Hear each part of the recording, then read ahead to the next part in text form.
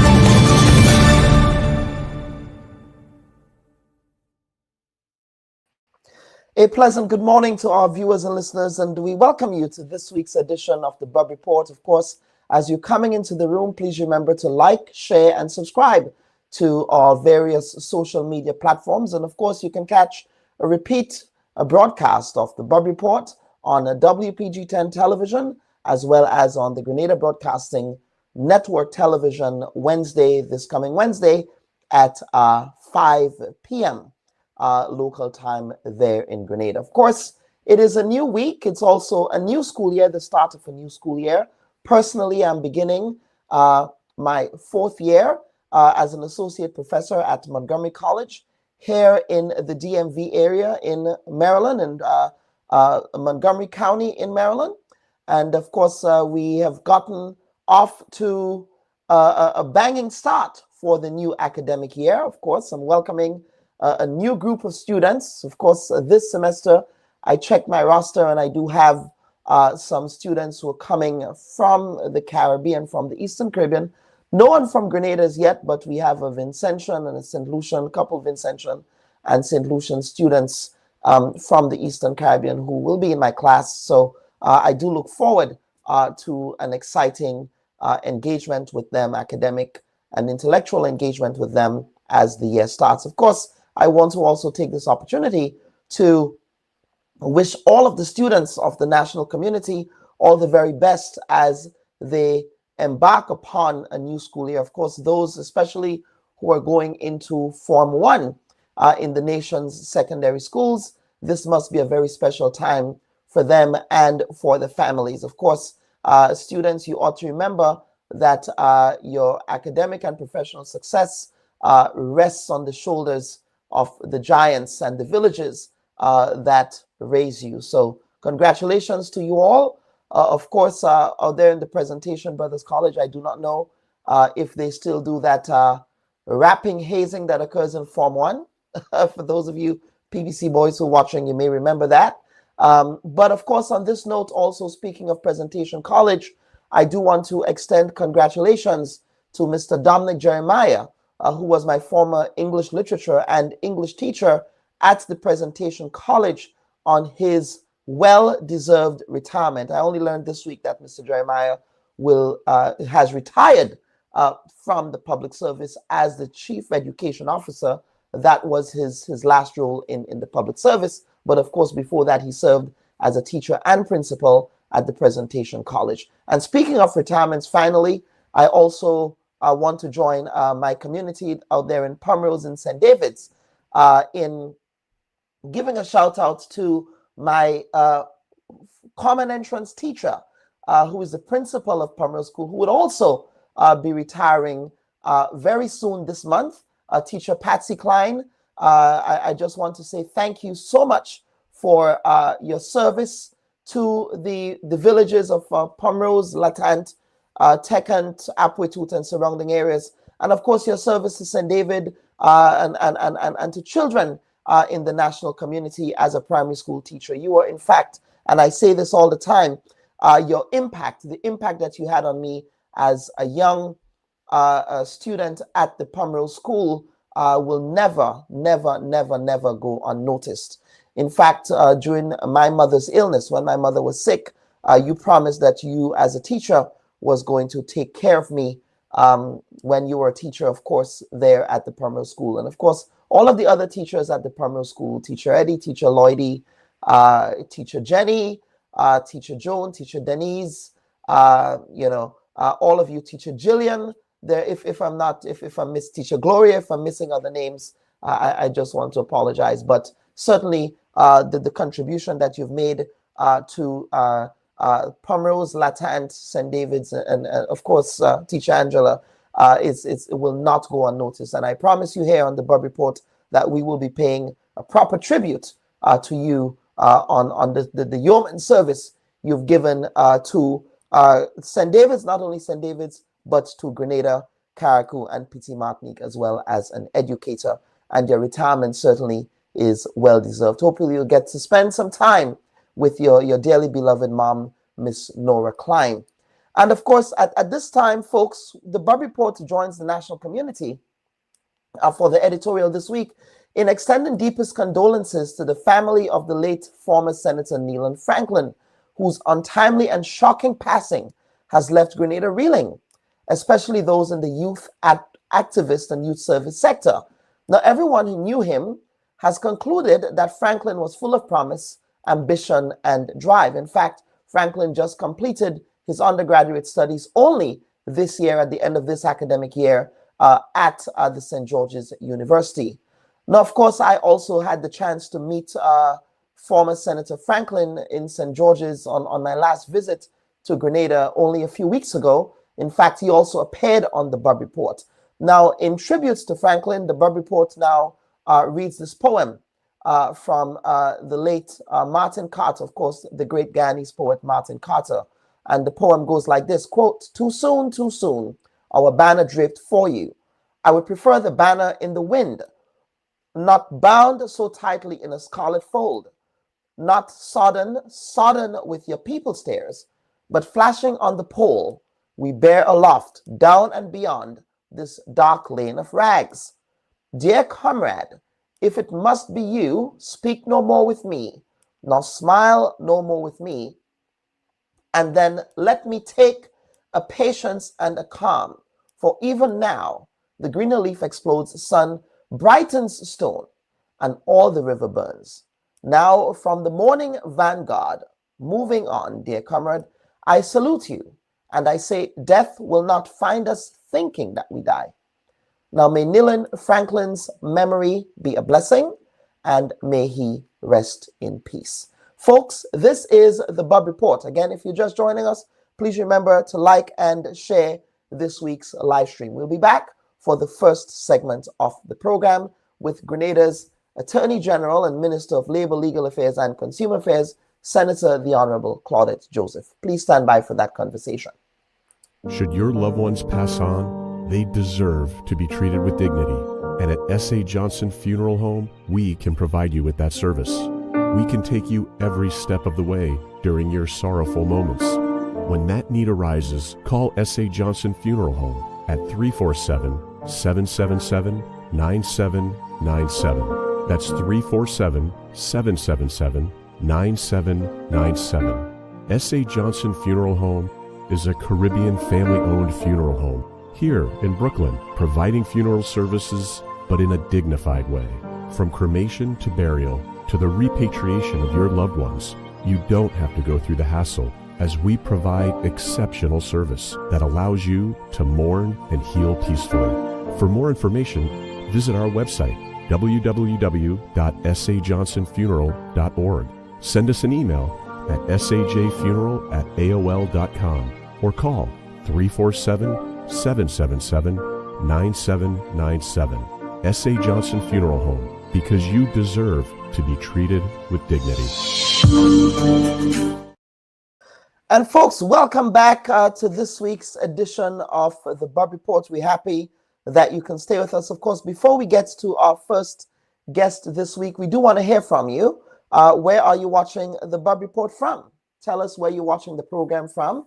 I know that we do have a very significant contingent of Grenadians here in the DMV area who are regular and avid viewers of the program. We do have folks in New York, although I know you folks in New York, it's Labor Day weekend, and I suspect that many of you are either going to or coming from the various fetes and parties that are taking place in New York for the Labor Day holiday weekend. Please do so safely. I personally have not been to Labor Day events in New York for a very, very long time. But hopefully next year I might change that. I hope Margaret is here with us this morning. Margaret, of course, who is a gold standard viewer of the Bubb Report. We would certainly love to see if Margaret is here as well. And of course, to our folks in Grenada as well, welcome on board. We have Mr. Franklin, who is joining us from Brooklyn. Then we have Lydia Louison and Lydia James, both in Canada, in different parts of Canada, I suspect. Lydia Louison is in Montreal. Then we have one Jeremy, who is joining us from Barbados. He's joining us from Barbados. Then we have a Unison Joseph, who is joining us from Toronto as well. And of course, Miss Liz Dasani, who is here in the DMV. She's in Maryland, Bowie, Maryland, I believe. I was right. Lydia is in Toronto, Canada there. We also have one Ingrid Byrne. Ingrid, welcome. Good morning and welcome. And as you're coming in, please remember to share the live stream this week as well. And if you're over on YouTube, please subscribe. And we have Evelyn Jones, who is joining us from Rockwall, Texas. I've never heard of that place in Texas. So Evelyn, is that close to Houston? Is that close to Austin? Is that close to Dallas? I've never been to the state of Texas, but I hope to change that at some point. And of course, we have a regular Brenda Lee Johnson James, who is also joining us this week. So folks, as you're coming into the room, just do us a favor by liking and sharing this week's live stream. Now, for the first segment of our program, as I said, we're joined by Grenada's Attorney General and Minister for Legal Affairs, Labor and Consumer Affairs for an extensive conversation on matters of national interest. Now, over the last 2 months, government tabled legislation that has certainly animated activism, debate, and discourse in the national community. Now, the suite of legislation included the Oath of Allegiance Bill, as well as the Age of Civil Responsibility Act. Now, for the latter, the Bubb Report invited some of the stakeholders who have expressed support and opposition for the legislation. Now, only last week, Grenada's opposition New National Party held a public forum in St. George's, where the overall sentiment was to demand of the government of Grenada that the bill be killed altogether. In fact, the refrain that came out of that meeting was to kill the bill. Now, additionally, the Attorney General is coming out of a recent bilateral meeting with government officials in our neighbor to the south, the Republic of Trinidad and Tobago, where energy talks were held.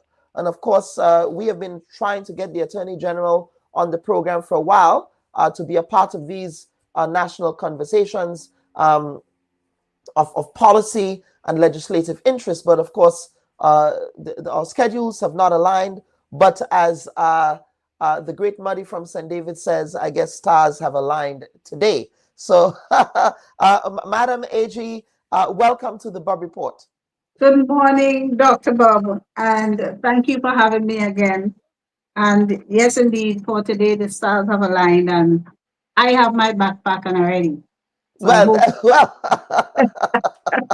Well, our backpack, I am, and you know, we always try to prepare here on the Bubb Report, and you've not shied away. I don't think in the history of the Bubb Report there has been an Attorney General who was shied away from speaking with us. So thank you for continuing with that trend. But of course, Minister Joseph, before we get into the weeds with respect to these substantive issues that we teed up in the intro, the late former Senator Neilan Franklin, who passed away suddenly, I know that you spent some time, even though it was short time, in the Grenada Senate with the young man. So I want to give you the opportunity now to reflect on his life, just cut short so soon. Thank you very much, Kellon, for this opportunity. But before I pay well-deserved tribute to Neilan, who I would consider a friend in the short time that we worked together in the Senate, I would just like to seize on this opportunity to wish you well as an educator in the upcoming year, and to do the same for all our teachers here in Grenada, Carriacou, and Petit Martinique. I know the teachers are entering the new school year. I would say with hopefully renewed vigor, in comfort and with satisfaction, because in addition to, of course, settling the outstanding matters of pension so that everybody who's working now would have their pension rights protected, either under the old scheme or the new legislation that we recently passed. But in addition to that, we have close to 300 teachers who have been in the service, some of them for in excess of 15 years and were temporary. We have now regularized the vast majority of temporary teachers. And I am told that there are a few still to be done that are being worked on. So our teachers will now, by and large, have security of tenure and an assured pension. And I know those two things will work together to make the teachers more comfortable in the performance of their duties. I want to wish the students all the best as well, especially those who are embarking on new journeys in their educational careers, those who are just entering primary school from preschool and are going to big school, the ones who were recently successful in the common entrance exams and are entering or CPA and are entering the secondary schools, and then of course those who are entering TAMCC from secondary school and other tertiary institutions, and of course those going to universities. And again, we'll have more enrollments in TAMCC and NULO because, as you know, we removed the fees, the tuition fees for both institutions, and we have more scholarships. So we have more people going to university. So I wish everybody well. And now in the case of Neilan's sudden and shocking passing, the truth is, Kellon, the only comment that I've made so far is to say that sometimes in some circumstances there really are no words. Neilan's passing came as a real, real shock to all of us. As you know, we served together for a while in the Senate, and I found him to be a very affable, respectful, and decent young man. As a senator, he was always prepared. You could tell every bill we debated, he came well prepared. He asked probing questions. He he came with some sometimes very novel and deep points of debate that would set us on the government side thinking and having to respond and explain. In the committee stage of the debates, he always had some very probing questions in relation to the bills. He was also very fair in his assessment. He was not he did not politicize matters. When a bill came before the parliament that he genuinely believed served the interest of all the people, he readily expressed support. Um, in debate, if he gave information that we on government side thought was inaccurate, any one of us would correct, he would be the first to stand up and acknowledge that he stood corrected, and if necessary, apologize for whatever information he might have shared with the House that was not accurate. Um, and he was quite a progressive young man. He was quite a progressive young man. And we had this running joke, I used to say to him, Neilan, you're in the wrong organization. Your philosophy, your outlook and philosophy do not align with your organization. And he would say, listen, the senator, you want to get me, you'll get me in trouble. So, and ultimately when he did leave the Senate, we had a nice long conversation about it. And actually, that was one of the reasons why he acknowledged ultimately that when he thought deeply of it, and he was a deep thinker, that in many respects, and perhaps in too many respects, his thinking and outlook did not necessarily align with that of the organization that he represented in the Senate. So in that respect, he was a very decent and honest young man, and we have really, really lost. I mean, I really still have not come to terms with it, Kellon. We have really, really lost a great young man with a bright and promising future who I am sure would have contributed tremendously to our country. And in his short life, he did do so already. So I would say to his immediate family, to his co-workers, to his friends in both political parties, to his friends generally, my deep and sincerest condolences on his passing. We will definitely miss him, and may his soul rest in peace. Yes, absolutely. May his soul rest in peace. I personally also met him for the first time because he appeared on the Bubb Report when he was in the Senate, upon his appointment in the Senate. And in fact, he was very hesitant to come on the program at the time when he was in the previous political organization. He didn't want to get in trouble. I have my suspicions why he was hesitant, but I will not go there. But certainly we met, as I said, in the lead up, we did meet in Grenada on the sidelines of the active summit that was held in St. George's.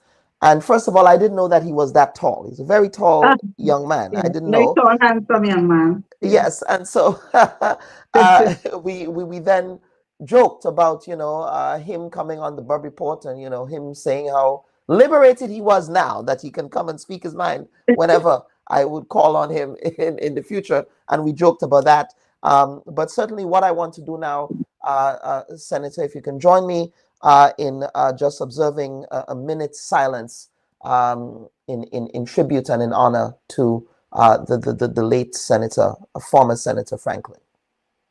Certainly.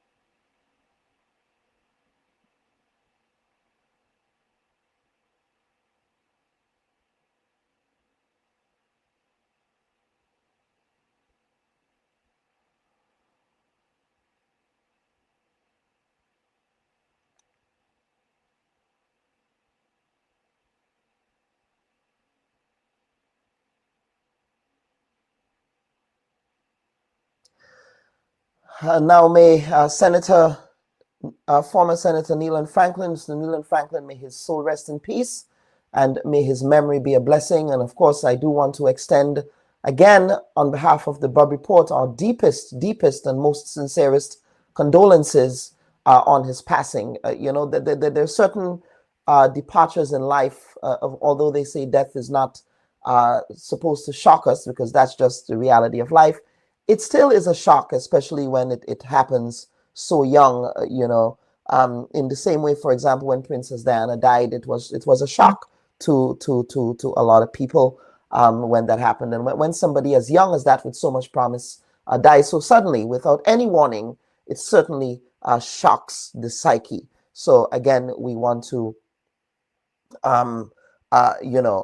extend condolences again to his family and friends, close friends, on his passing. So, Senator, we do want to get... Yes, go ahead, Senator, please. If I Yes. may just feel 15 seconds to also Sure. acknowledge and extend condolences to the family and friends of another former senator, Mr. Godfrey Vento, who was the proprietor, the owner of No Problem Apartments that we knew growing up. He was also a senator in the administration of Sir Nicholas Buffett, and a founding member of the National Democratic Congress, and a well-known businessman. Those who knew him well said he was the most selfless individual ever. And so I wish to, on behalf of myself and of course all of the members of the National Democratic Congress and the members of the Senate, to extend to his family and friends, Mr. Vento's family and friends, sincerest condolences, and may his soul also rest in peace. And Thank you so much incidentally, for that. today is Yes. the anniversary of the passing of Princess Diana. May her soul continue to rest in peace. Absolutely. I was not... Yes, it's actually August. Yes, Yeah, it's August Princess Diana, 31st, and then Mother Teresa followed, I believe. About a week Was it or so a week after? Yes, shortly about a after. week after, shortly Mhm. after Mother Teresa died as well. Yes. So, Senator, we are going to get into it. Of course, several issues, but we do want to begin. I know that you were part of a delegation that met with the Prime Minister of the Republic of Trinidad and Tobago's the bilateral meeting. Can you talk to us about that meeting, the outcome? I know that a statement was released. I believe it was a joint statement. Yes. But what was the context of that meeting? I already know that the Minister of Energy in Trinidad, that's Dr. Rudal Mulilal, I believe, he indicated that he has made overtures to Grenada in the context of energy and things like that. So can you talk to us about that meeting and the role that energy played in all of that? Well, actually, Kelon, the energy was the main reason for the visit and the main topic of discussion during the meeting. Our delegation was headed by the Prime Minister, and it included the Chief of Staff, Mr. St. Louis, Teddy St. Louis, and me. And the Trinidad delegation was, of course, headed by Prime Minister Kamla Persad, and included the Attorney General, the Minister for Energy, Mr. Rudal Mulilal, and also the Minister for Foreign Affairs. And as you know, we have been in discussion with Trinidad for quite some time. Way back in 2010, we settled our maritime boundaries between Grenada and Trinidad. We have that agreement there. And in 2012, in September, we signed a framework agreement for cooperation in the energy sector. But as you know, the government at the time, led by Mr. Tillman Thomas, shortly thereafter demitted office.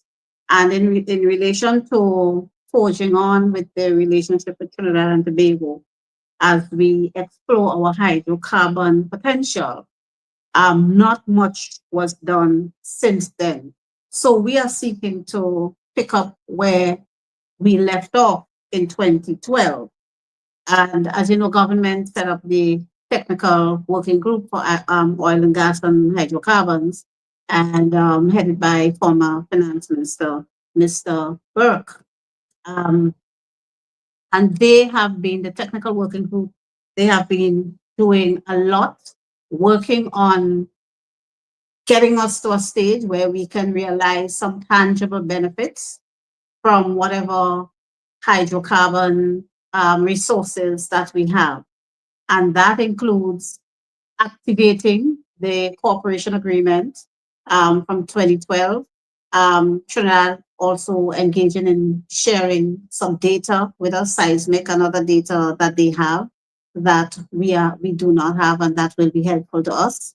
Us cooperating with Trinidad and Tobago in them sharing their capacity, their human and technical capacities.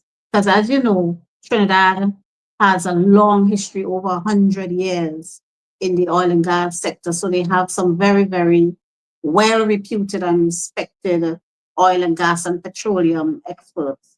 And as a neighbor and friend, sharing maritime boundaries, it makes sense for us to engage with them so that we can together work for our mutual benefit. So it was coming out of the meeting, it was agreed that we will activate the cooperation agreement signed in September 2012 and set up the steering committee that is required to be set up under that agreement, comprising representatives from both countries. They will engage in data sharing. We will collaborate with them in terms of technical and other skills that they have. We would get some guidance with them as we look to enter into arrangement with other partners, in particular commercial partners, as we look towards exploration and exploitation of our resources. And of course, we have a 17 or 18-year-old issue going on with the GPG group. As you know, the administration in 2007, that's led by Dr. Mitchell, signed an agreement with GPG for exploration and development of 4 blocks. And those are the 4 blocks that are closest to the Trinidad boundaries and which are closest to wells, active wells that are being explored in Trinidad. So there's a fair degree of confidence that those are lucrative blocks. And so we are also, while we work with Trinidad and other partners to develop and explore and exploit the other 40 blocks that we have in total. Grenada has 44 blocks between Grenada and Trinidad.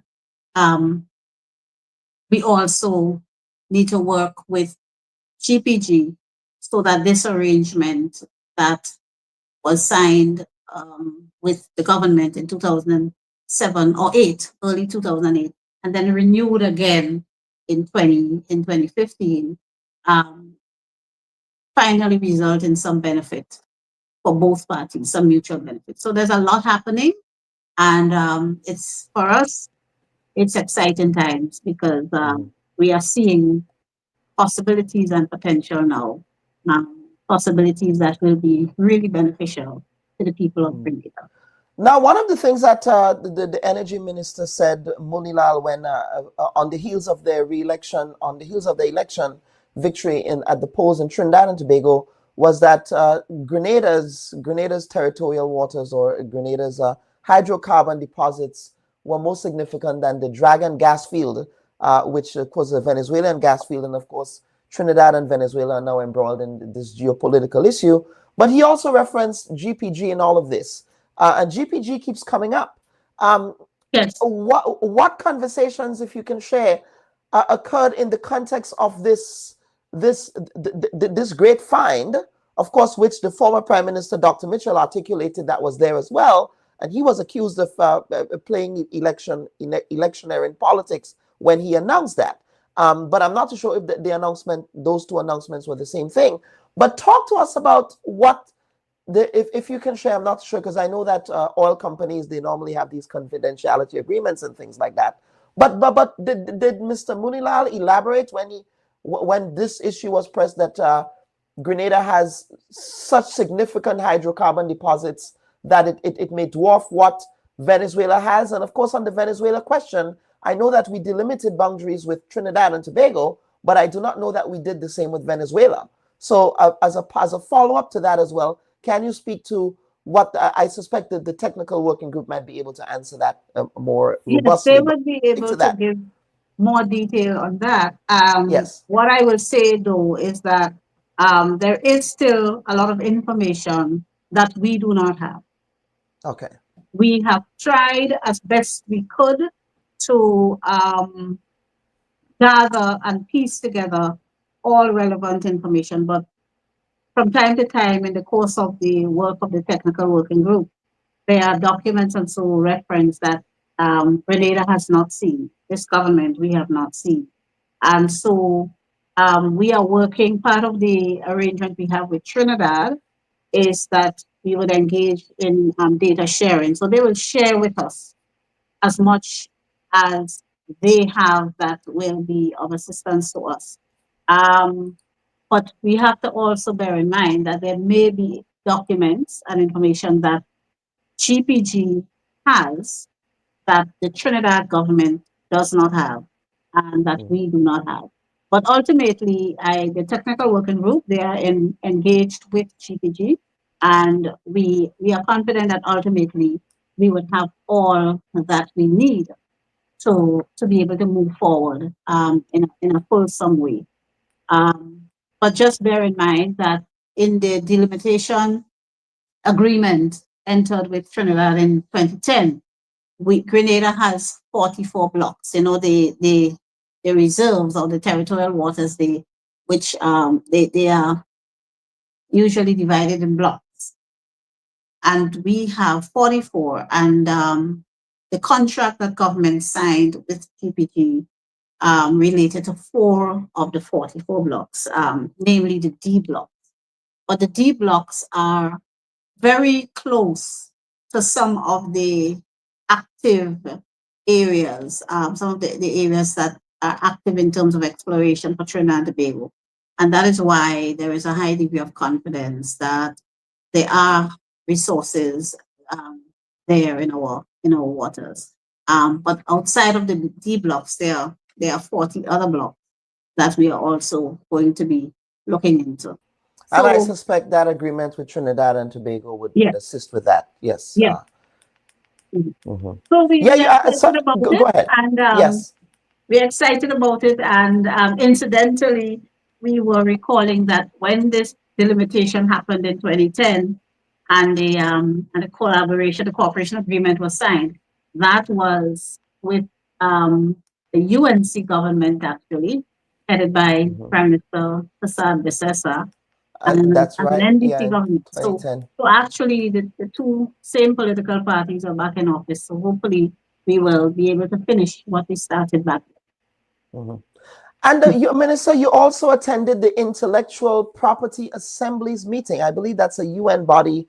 I was not too familiar with that, but I do know that intellectual property has been an issue in the context of the creative space in Grenada. In fact, we had a conversation on that here on the Bubb Report in the lead up to Carnival. But can you talk about that meeting and how does that redound to the benefits of the national community, to creatives, to those who operate, I guess, in that space, but in also other sectors as well? Because I was not too familiar with that until I saw that meeting that you attended. Okay. Yeah.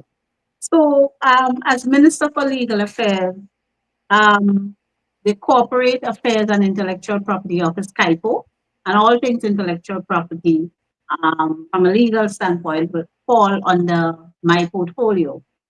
WIPO is the World Intellectual Property Organization, and that's, as you correctly say, is a UN arm, a UN agency that deals with intellectual property globally, matters relating to intellectual property globally. And just like the UN General Assembly or the International Labour Organization, they have their annual meeting where there's a meeting of the heads, the ministers, and heads of intellectual property in all 190 plus countries. And so that's the meeting I attended together with Mr. Robert Branch, the registrar at the Corporate and Intellectual Property Office. And for Grenada, this year's assemblies was a very special one. Among other things, it was the first time in a long time that the minister actually attended. We had good reason to attend because it was at that meeting that Vaughan received his ambassadorial credentials and presented to him. The World Intellectual Property Organization, they have this program where they name intellectual property ambassadors annually. Well, no, not annually, sorry. Every 10 or so years. So there are about 16 or so IP ambassadors, youth ambassadors, young people to promote intellectual property. And Vaughan was the first intellectual property ambassador named for the Western Hemisphere. And also the first one in music, for music. So, normally intellectual property covers inventions, trademarks, copyrights, a whole range of things, geographical indications. And it's the first time patents, they it one. covers patents and things like that too. Everything. Yes. Mm-hmm. So this is the first time a musician has been named World Youth IP Ambassador. And this is the first time somebody from the Americas. So it was really historic. And in addition to that, we had a national exhibition at the WIPO headquarters where we highlighted Grenada's unique product. Two reasons why we had the exhibition. First, it was to mark our 50th anniversary of independence, which was to happen last year, but Hurricane Beryl came literally about a week before we were to depart. So we did not go again. And then there was Vaughan receiving his credentials. And in addition to that, we highlighted nutmeg, cocoa, and rum. The reason for that is that Grenada is now in the process of obtaining special marks, special trademark branding recognition called geographical indications.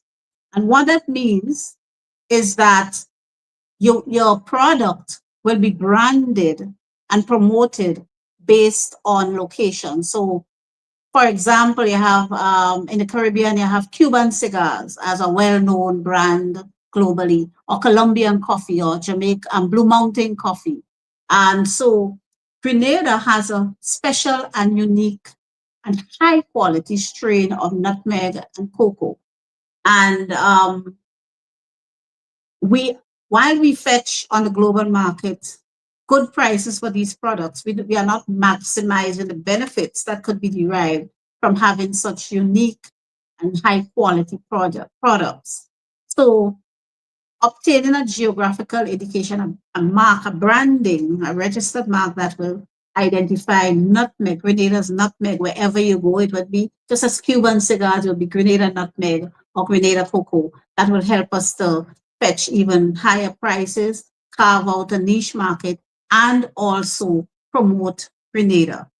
So we are in the process of doing that, and part of our the reason for my going as well was to promote that. The exhibition promoted our nutmeg and our cocoa, and we had the opportunity to visit the La Gruyere cheese factory in Switzerland, which is one of the top geographical indications in the world, to see how it works and how geographical indication benefits the location. So that little village, La Gruyere in Switzerland, they have over 1 million tourists a year, all because the cheese made the village famous.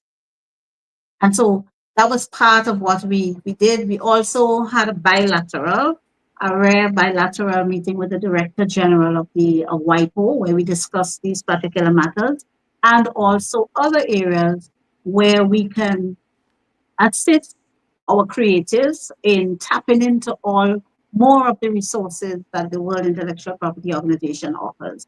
So Ambassador Orlando Romain accompanied us on that trip and participated in the bilateral with the Director General. So we will see more coming the way of creatives so that they can maximize their brand. They can brand themselves properly and reap tangible benefits from that, so that they will not have to be performing into their retirements. You'll see a lot more being done to educate, promote, and assist our creatives to capitalize maximally on their creations, whether it's music, arts, fabric, clothing, fashion, whatever, So working with Typo and the Office of Creative Affairs, you will see a lot more benefits coming to our creatives. And that's one of the things that Vaughn has to do as ambassador, help to promote and help to educate. He's one of those artists that has been able to understand the importance of branding and trademark and intellectual property rights and how to exploit the rights to his benefit. And we hope to translate that to more of our creatives. So that, it kind of broke my heart the other day. I heard Inspector saying, after 40 years, he still derives most of his money from actually performing. So he doesn't get much royalties. He's not a member of ECHO or any of the copyright organizations and so. And there's a whole vast world out there, that is beyond the basic element of the art that they perform. For example, Usain Bolt has trademarked his signature move. That move, which actually is from one of the Greek original Olympiads. And Usain Bolt has a trademark, and anybody who wants to use that symbol, that move, has to pay Usain Bolt. They have to pay him, yes, and he gets royalties for that. So we want to take our creatives to the next level, because we undertook in 2023, when we launched the Office of Creative Affairs, to set up a creative economy, about a proper creative industry. So all these things must come together. We must utilize maximally the resources of WIPO as a full-fledged member of WIPO. We must utilize the services that they provide, which are quite many, so that we can help our creatives more. One of the other things we discussed at that meeting of WIPO was Grenada joining what is called the Madrid Protocol, and that also would help our creatives. What the Madrid Protocol does is that it allows for international registration and recognition of brands and trademarks. So if you have a trademark and you record or you register the trademark in Grenada, you can designate over 100 countries where you would like for that mark to be automatically protected as a trademark. And you save costs, you save time, as opposed to having to go and register your trademark in every country that you need it protected. So some countries have already signed on to the Madrid Protocol. Grenada is not one of them, but we are well underway, and we do still have it on our calendar as something to accomplish in 2025. So again, another benefit for our creatives. So you have your design, your brand, or so you register it, and you are protected. Oh, absolutely. So that's very important. Very important. And there is no deserving person more than Vaughn. I think he's a very classy Grenadian cultural ambassador. Very humble young man. Very, very humble. Very down to earth. He does not put on airs. That's the type of artist I like. And WIPO was impressed with him, which is why they've never done a musician before as a World IP ambassador. But they were introduced to him when we had him as one of our performers for last year's 50th anniversary in the celebration of there. And, you know, these organizations, they're very thorough. So research and so was done on him as somebody, you know, to come and perform at White One. And it was realized that he would be a very good candidate to be a youth IP ambassador because he understands, unlike some of the other artists, he understands branding and how to maximize and to reap rewards and resources out of the different aspects of his art, not just performing on a stage and getting paid for it.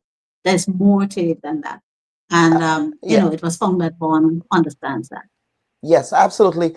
Two quick follow-ups on this question. And then there is another follow-up question about a previous conversation on oil and gas. But we want to get to this WIPO audience question. Are we going to be trademarking Jab Jab? It's already a registered mark. I believe it's on. If I'm not mistaken, yes. When I was on the SMC, so that would have been between 2011 and 2012 thereabout. I believe we did register the Jab. We registered Jab, Shortney, of course, the SMC logo. If I'm not mistaken, Jab is already trademarked as Grenada.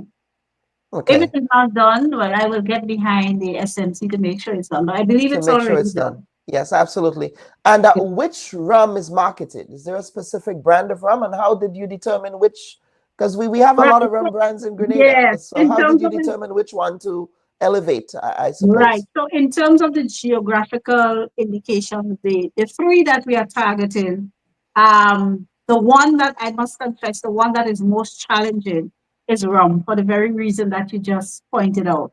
The only truly Grenadian rum, so to speak. I don't want to get in trouble with any of the comes. So you want to tread carefully there. I suppose. I want to choose my words very carefully. Yes. So the only one that is produced and have all the ingredients and raw materials generated locally is River Antoine. The others do have some elements of the ingredients, if you want to call it that are brought in. And part of the thing with the geographical indication, it has to be authentically or from the source, originate from the particular source with which you want to identify the brand, because it's origin linked, right? It's origin linked. So the brand is Grenada nutmeg, Grenada cocoa. So you can't take nutmeg from Indonesia and bring it here and then call it Grenada nutmeg. So that's the thing with the rum. So we are working through it to see how we would ultimately obtain that geographical indication for Grenada rum. Absolutely, very well. Thanks for that. Somebody saying rivers. Yeah, rivers. Yeah, rivers is the one that. Yeah, rivers. Yeah, absolutely. Now, Minister, of course, we'll be going further into the weeds, and I trust that you said you have your backpack, and I hope you're ready. Now, we want to talk about some of those pressing matters here, and we want to begin with the Oath of Allegiance bill, Minister. Now, of course, that bill has been tabled before Parliament. You've come in for some criticism, but we'll get to that shortly. But what inspired a change of perspective on your part, and the change of perspective here in the context of going to the national community, going to Grenadian people, to say that we need a referendum before any deeply entrenched provisions?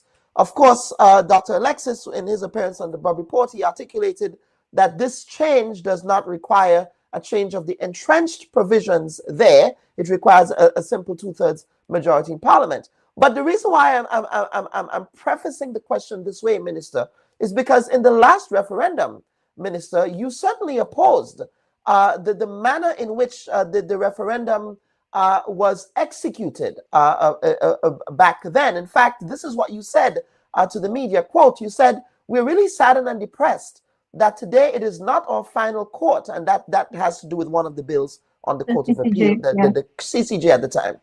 But at the same time, we have an obligation as citizens to defend our Constitution and to ensure that any amendment in the Constitution meets the highest standard. So, unquote. And you went on to say this, that persons should vote no if they did not understand why they were voting, unquote. So how is 2025 different in the context of this oath of allegiance legislation to the referendum, the failed referendum, which of course you were very, very vocal on in respect of the entrance provisions back then? What changed? 2025 is very, very different, miles apart. I will explain. The oath of allegiance does not require a referendum.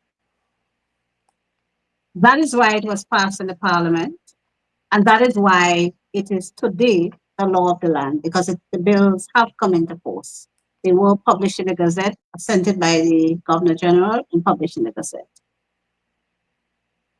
So that the oath of allegiance bill that was passed in the Parliament only required the vote in the lower house of 2/3 of the members present and voting. When the bill was debated in the Parliament, all of the members present and voting, government and opposition, voted in favor. And that makes sense, because I don't think there could be any argument that, any serious argument that is, that in 2025, we should still be swearing allegiance to the King of England. As a matter of fact, only this week I read an article in one of the UK newspapers where I think it was the Scottish, one of the Scottish MPs was saying, if Grenada can remove the oath of allegiance to the king, we should do so as well. And they are part of the United Kingdom. They are part of the United Kingdom. And inspired by our oath of allegiance bills, the Scottish Parliament, members of the Scottish Parliament is now saying we should do the same. So matters that require a referendum, the people should be thoroughly consulted, and the Parliament should be satisfied that the people understand what they are voting for. Because in a referendum, you actually have to go and vote on the bills, much like a parliamentarian in Parliament votes on the bill. You are voting on the bill when you vote in a referendum. And so if you are going to ask the nation to vote in a referendum, you must take care to be sure that the nation understands what they are asked to vote on. In both instances, well, before I go on to this point, let me say a referendum is only needed where the provision of the Constitution sought to be amended is deeply entrenched. Now, all of the Constitution's provisions are entrenched. Some are deeply entrenched. Entrenched meaning to change it, you only need 2/3 of the members of Parliament of the lower house and a simple majority in the Senate. But deeply entrenched means you need simple majority in the Senate, 2/3 in the House, and 6 to 7% at a referendum. So we're dealing with completely different things. The matters that were put to the people in 2018, 2016 were done on the basis of the need to amend deeply entrenched provisions, which required a referendum. This one didn't. Well, in the context of this piece of legislation, and Dr. Donna Swap is asking a very good question. I'll go with hers first. What distinguishes entrenched from deeply entrenched? I believe Dr. Alexis sort of explained this. But I think I just explained it. it. Deeply entrenched is where the provision requires a referendum. So, for example, Chapter 1, which deals with the fundamental rights and freedoms, Those are deeply entrenched provisions. Matters relating to the public service, those are deeply entrenched provisions, right? So the Constitution spells out the sections that need a referendum. And what we amended by the oath of allegiance was Schedule 3 to the Constitution that has the form of the oath. And that is not a deeply entrenched provision because it does not appear in Schedule 2 of the Constitution. Schedule 2 is the part that spells out the deeply entrenched provisions, right? And so once you're not listed there in Schedule 2 as a deeply entrenched provision, a referendum is not needed. All you need is 2/3 in the lower house and a simple majority in the Senate. So that's I'm trying to, I'm however trying to understand the evolution of the genesis rather of this legislation. It appears as if it just came from nowhere, if you will. That, you know, here we have this legislation coming before Parliament. We did not hear any consultation prior to that. We do know that the citizens for constitutional reform and, of course, Dr. Francis Alexis's group, they were having public debates on that in two separate silos. So is this a case that this was proposed by the Dr. Alexis group, or was that part of the government's legislative agenda? And so if that was part of government's legislative agenda, why were the people not informed that this is something that the government intended to do? Right. So first of all, let me just because I know a lot of people are listening, and part of what I'm doing is also helping to educate the public. Educate, yes, absolutely. So let me I made a slight error just now. I said Schedule 2 of the Constitution spells out the portions that are deeply entrenched. That's not correct. Schedule 1 it is.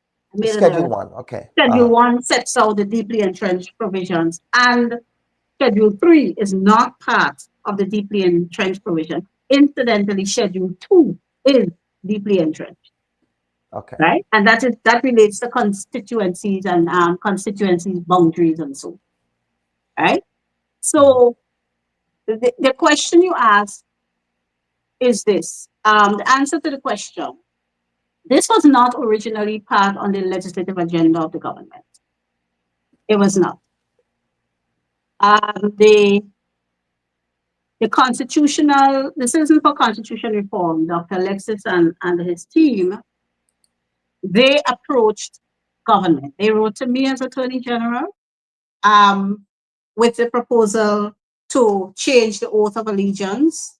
They justified it. If you recall, when this was being discussed publicly, initially, there were two members of the Citizens for Constitution Reform that actually had divergent views.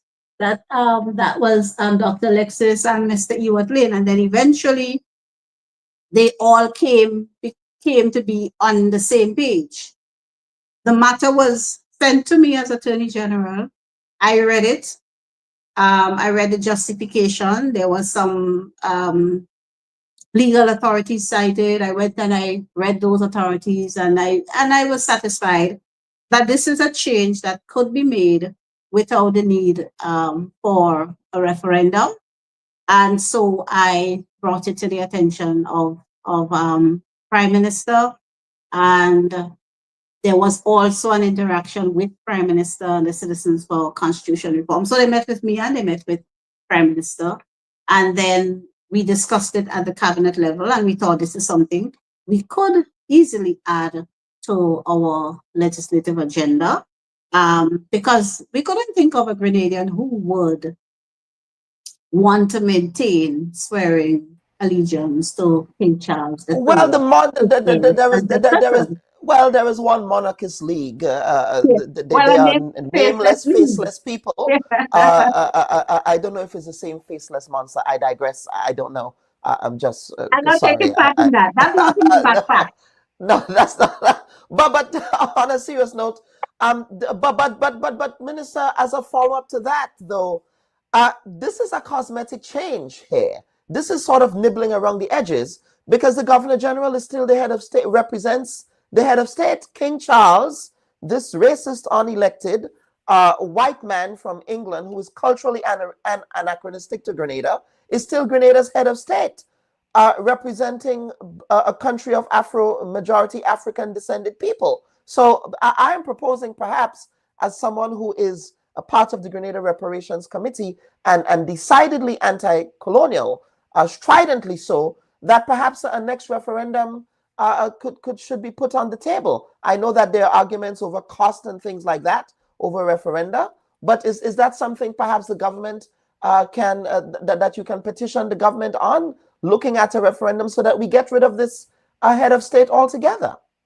Well, and let me just say that I don't know King Charles to be a racist. While he is, of course, obviously a white man, and there's even going back to the royal family itself, there's evidence that the royal family itself benefited from slavery. But I would just want to absolutely. I get passionate. I would not want to disassociate yourself from that statement. I take responsibility for that statement. Yes, go ahead. So, yes. But on the question of a referendum, there are lots that we need to change in our constitution. That's a given. And in fact, that is why initially I got involved with the constitution reform movement in 2016. Unfortunately, I quickly realized that we were not necessarily, while there were some people who were part of it, who were genuine and wanted to see this constitution reform succeed, there were some key players who were actually not genuine about this thing, and who unfortunately still wanted to, as we say in Grenada, play politics with it. And that, for me, was a turn off. And I think some people who, they so wanted to have the constitution reform move forward, they were willing to turn a blind eye to what was plain, bare political shenanigans with the process. And I really, I couldn't in good conscience participate in that. I really had to come out and explain to the public what was happening and why it would have been a dangerous thing in many of the instances to proceed with what was actually on the ballot paper. So I make no apologies for that. And I know based on how the two exercises went down, it would make a third attempt even harder. That's a fact. It would make a third attempt even harder. But there is no doubt matters in the Constitution that need reforming. We need to go to the CCJ. We need to set up an Elections and Boundaries Commission. We perhaps need to revisit how we choose our head of state, right? So some of the matters that were put to the people, the basic element, the philosophy and the thinking was correct, but there was insertion into some of the bills that, to my mind, would not have been in the best interest of the people. So that's how it went down. So we do need it. When, I can't say. And we have to take our time and set the right national tone and be brutally blunt with our people, totally honest with our people, so that what we ask the people to vote for to change the constitution will in fact be the change that results and not something else. Mm-hmm. Now, and finally, on this question, next steps. Now, the opposition, I personally thought it was a bit of a legislative masterstroke when I'm not too sure if who else followed that dialogue between the Prime Minister and the Member of Parliament for St. Mark, when he said, I will throw it into your court. Let's see if you decide to agree to changing your intention to vote on the legislation. Then a recess happened. I'm not sure. I'm sure you were probably in Parliament for that. Yeah. But let us talk about the next step. Now, it appears as if the legislation was passed, but the opposition promised to support the bill only if they are going to have joint public consultations with the government side. I don't know if the government is going to be revisiting this following that, but where are we with that? Because we saw that the passage of the legislation, but there's been no follow-up in respect of, because the opposition demand was having those public consultations that was not had in advance of this bill. So where are we going to be going with that? So based on, we are prepared and ready to join with the opposition in engaging the public on the bill. Not the bill anymore, it's an act of parliament. It's actually in force now. So going forward, yes, it was passed, and in the Senate as well, yes. And it was assented by the GG and published in the Gazette. So that makes it now the law of the land. So and that was the arrangement, and we have no difficulty, and I'm prepared to participate in any public education exercise jointly with the members of the opposition to speak to people on the act and why it is good for us as a people, our dignity, our psyche, our pride, our sense of self-determination, and also to explain that while in substantial terms, much would not change, baby steps matter.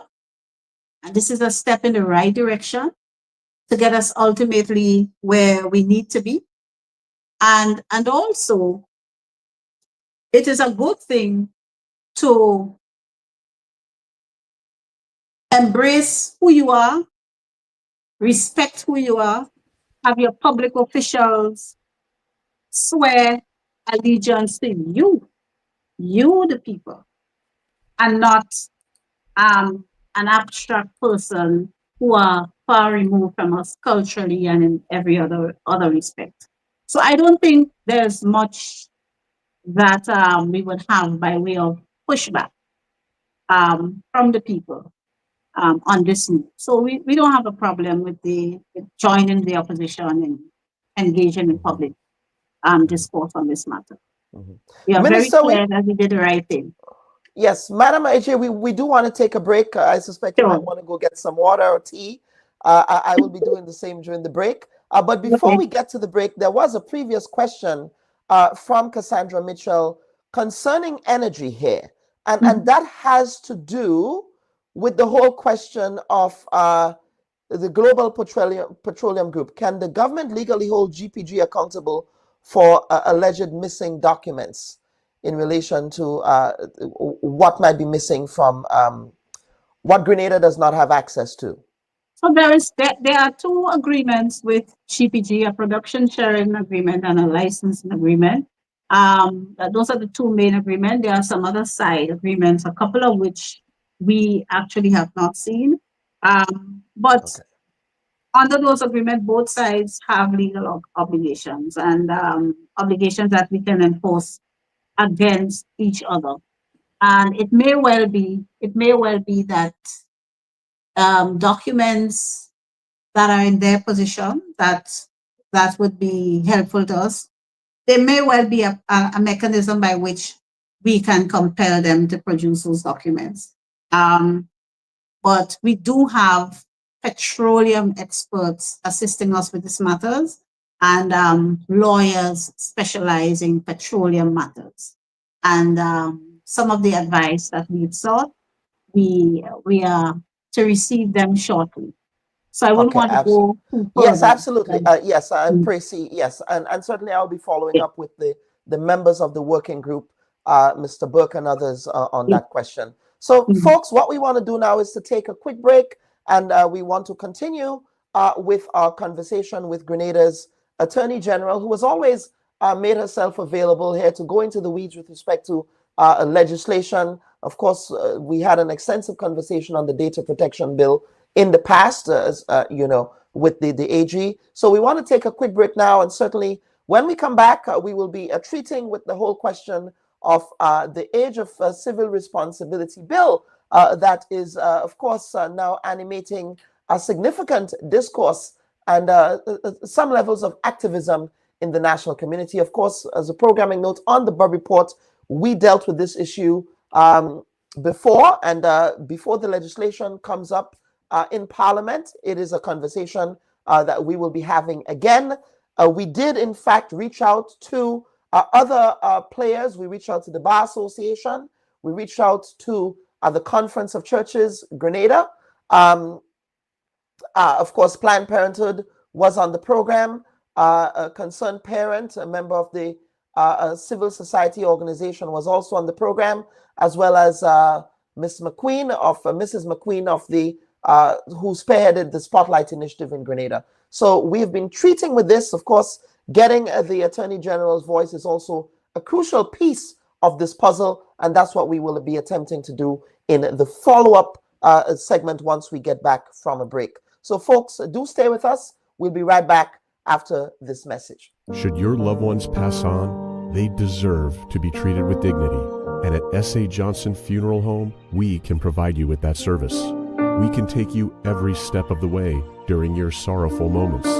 When that need arises, call S.A. Johnson Funeral Home at 347-777-9797. That's 347-777-9797. S.A. Johnson Funeral Home is a Caribbean family-owned funeral home here in Brooklyn, providing funeral services, but in a dignified way.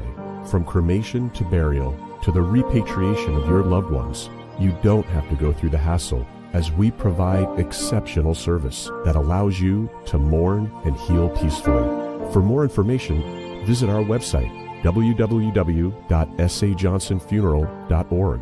Send us an email at sajfuneral@aol.com or call 347-777-9797. S.A. Johnson Funeral Home, because you deserve to be treated with dignity. Don't go there.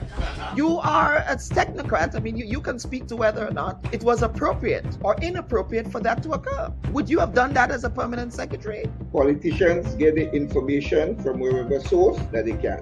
That's going to be the extent of your answer. Yeah. Don't go there.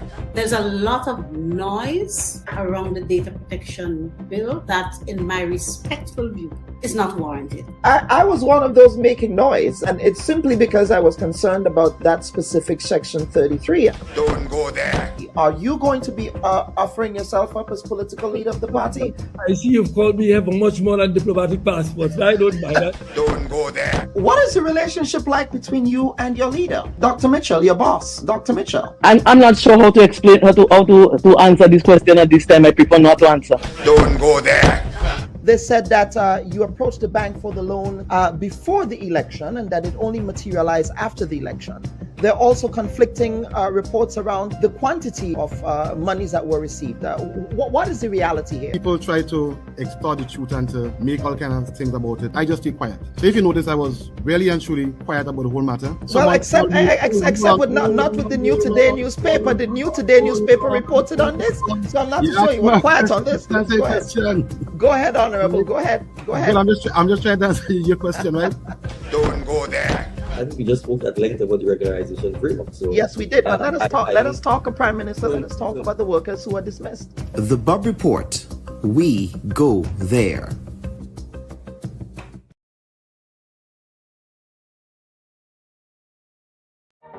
Hi, everyone. Thanks for checking out the Bubb Report's social media pages. If you'd like to get more videos, show highlights, and watch our weekly live show, follow our Facebook, Twitter, and Instagram pages, and also subscribe to our YouTube channel. You can catch repeat episodes on Wednesdays at 4 and 5 p.m. respectively on CRFM Radio and GBN TV in Grenada. We are also viewed on Sundays at 8 p.m. on WPG10 throughout the Caribbean. Thanks for watching. And viewers and listeners, welcome back to this week's edition of the Bubb Report. We're happy that you can stay with us. Of course, my producer, one of my producers, he has a saying that sometimes less is more. And as we do not necessarily have a panel this week, but even in the absence of a panel, I'm sure that the information being shared here is just as rich and of a qualitatively superior standard that only the Bubb Report can distill through the lens of journalism. Of course, we do want to get to some viewer comments. Dr. Peters is saying, I did not notice any oil experts present in Trinidad when the agreements were signed by the Prime Minister. I just want to fact check some things here. Grenada, in fact, already has a treaty between the Republic of Trinidad and Tobago and Grenada on the delimitation of maritime and submarine areas. So a treaty already exists that was established in 2010. I actually have a copy of the treaty in front of me. I can share that with you for those who have an interest in looking at it. But of course, back then there were energy and maritime experts from Grenada, I believe, Mr. Ali Gill, Mr. Anselm Plowden, I believe Mr. Ogisu was part of the Ministry of Energy at the time. He's an energy expert, and I believe other energy experts, were a part of that meeting there with government officials in Trinidad and Tobago, and that was in 2010, I believe. So I can actually share that later. So I just wanted to make that point there so that we have some clarity on that there, Dr. Peters. And then Good Life keeps asking about the Deacon Mitchell interview that I did in Grenada. I did explain prior, in fact, I did an entire editorial on this in July, that there was an issue with the audio, that there was an issue with the audio in that interview. And as a result, the audio sounded like AI. I gave an entire explanation on this Mr. or Miss Good Life or whoever you are. And this business of trying to label people according to different sides. Again, I proudly stand as an independent person in this space in Grenada, and I do not have any agenda. I do not sing for my supper for any political party, and I have absolutely no reason to. I have a thriving and successful career, and I have no interest in getting involved in Grenadian politics or getting involved in any sides. I try to distill and ensure that all sides are properly represented. There was absolutely no agenda in the Deacon Mitchell interview there. It was a simple production issue, and we will be redoing that interview. In fact, we already had conversations to have a subsequent interview done with the Prime Minister. So I just wanted to set the record clear here on that question. So let us continue. Again, we're joined, of course, by the Grenada's Attorney General for an extensive conversation on matters of national interest. And Minister, welcome back. And AG, welcome back to the Bubb Report. Now, of course, let us get into the elephant into the room here. I suspect this will be the elephant in the room here. And that has to do with the Age of Civil Responsibility Bill. Now, it is a topic, as I said, we discussed recently on the Bubb Report in great detail. And we wanted to continue this conversation today with you, madam. Of course, as I promised the viewers, we were going to have you on to discuss this.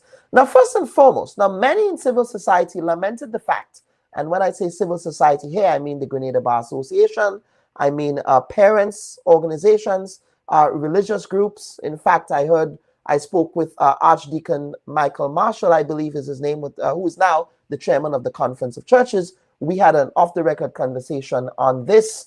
But they're lamenting the fact, Minister, that the bill came out of nowhere. So let's start there. When was the bill drafted? And who did you consult before, during, and after the legislation was drafted? That's the first part of the question. Now, if there was no consultation, why not? All right. So, yes, let's deal with what you'd style as the elephant in the room. But as I told you, I have my backpack on the right.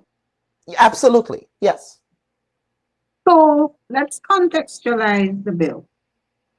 This bill came out of a UN-funded global initiative in which Grenada participated as one country to end violence against women and girls. And that initiative is known globally as the Spotlight Initiative. It commenced in about 2018 or 2019. Of course, that would be under the previous administration. In Grenada, an independent consultant and his team spearheaded the work of the Spotlight Initiative. And that independent consultant was former Attorney General, Mr. Darshan Ramdani. And that consultancy included doing the first draft of the respective bills under the Spotlight Initiative. There are about 13 or 14 bills under that initiative. The process for drafting legislation from the Attorney General's office viewpoint is that the line Ministry of Government Agency will present a policy paper. Because if you have, just to explain to the public how laws are drafted, they come out of policy. So a government through a ministry or agency will have a policy position on a specific issue. And that is reduced into a document called a policy paper. And that policy paper will be sent to the AG's chambers so that the legislation could be drafted, guided by the policy. So the legislation puts in legal, enforceable terms the policy of the document so that it becomes law. That's how policy becomes law. When the policy document that was prepared and sent to the AG's chambers, as a matter of fact, when I came in as AG, in the first 2 weeks, one of the first things that landed on my desk was a big, thick dossier comprising several volumes on the Spotlight Initiative. And there were some draft bills: status of children, cohabitation, maintenance, criminal code amendment, all of these things touching and concerning matters relating to women and girls. In reviewing the policy, now, part of what has to happen, the policy has to be first approved by the cabinet. So it's approved by the cabinet, and then it was sent to the AG's chambers together with drafting instructions. And that's where the legislative drafters get to work. In reviewing the policy, it was realized that the policy document spoke to or speaks to this matter that the Age of Civil Legal Responsibility Bill seeks to address. But there was no accompanying draft. Remember, I said normally the AG's chambers will draft from scratch, but because this Spotlight Initiative was a special project of I think it's UNICEF, one of the UN agencies, they hired a consultant, and the consultant saw to everything, and his team did everything, including the initial drafts of the bills. So it was recognized that while the policy document required this particular bit of legislation, there was no accompanying legislation for it. So that one was done at the AG's chambers for that reason. So I hope that answers your question. Right. Yeah. So in respect, so what I'm trying to understand here is that, so you had this policy document. Yes. And specific to age of, because we do have a age of civil responsibility legislation already in place. These right. are just amendments. So this is an amendment. Amendments, right? So amendment. Correct. It does say amendment. Yes, I'm actually looking at it now. Yes. So therefore, if it's an amendment to existing legislation, I suspect therefore there would be no need to have a new suite of legislation introduced in that context. Yes.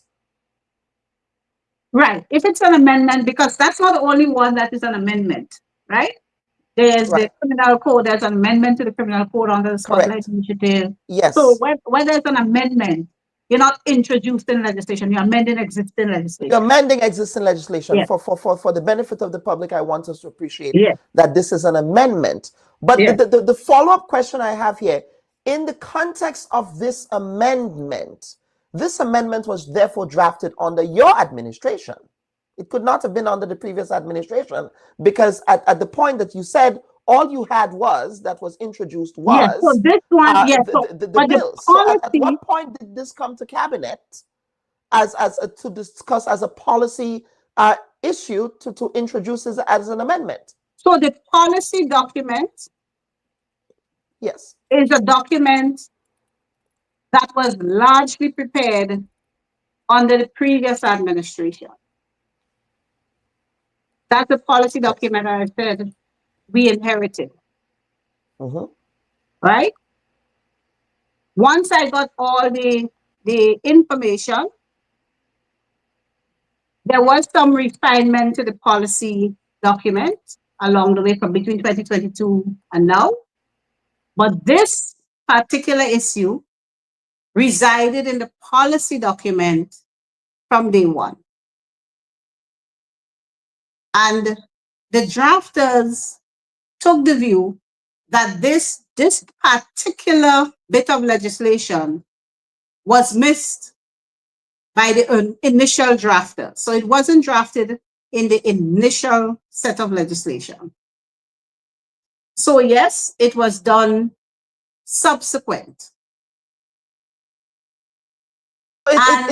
Yes, go ahead. The policy having been approved by the cabinet, it was sent back to the technocrats, the technical people. This Spotlight initiative is led by the Ministry of Social and Community Development. So it was sent back to them to guide the cabinet on how then we should proceed with tabling the various bills in Parliament.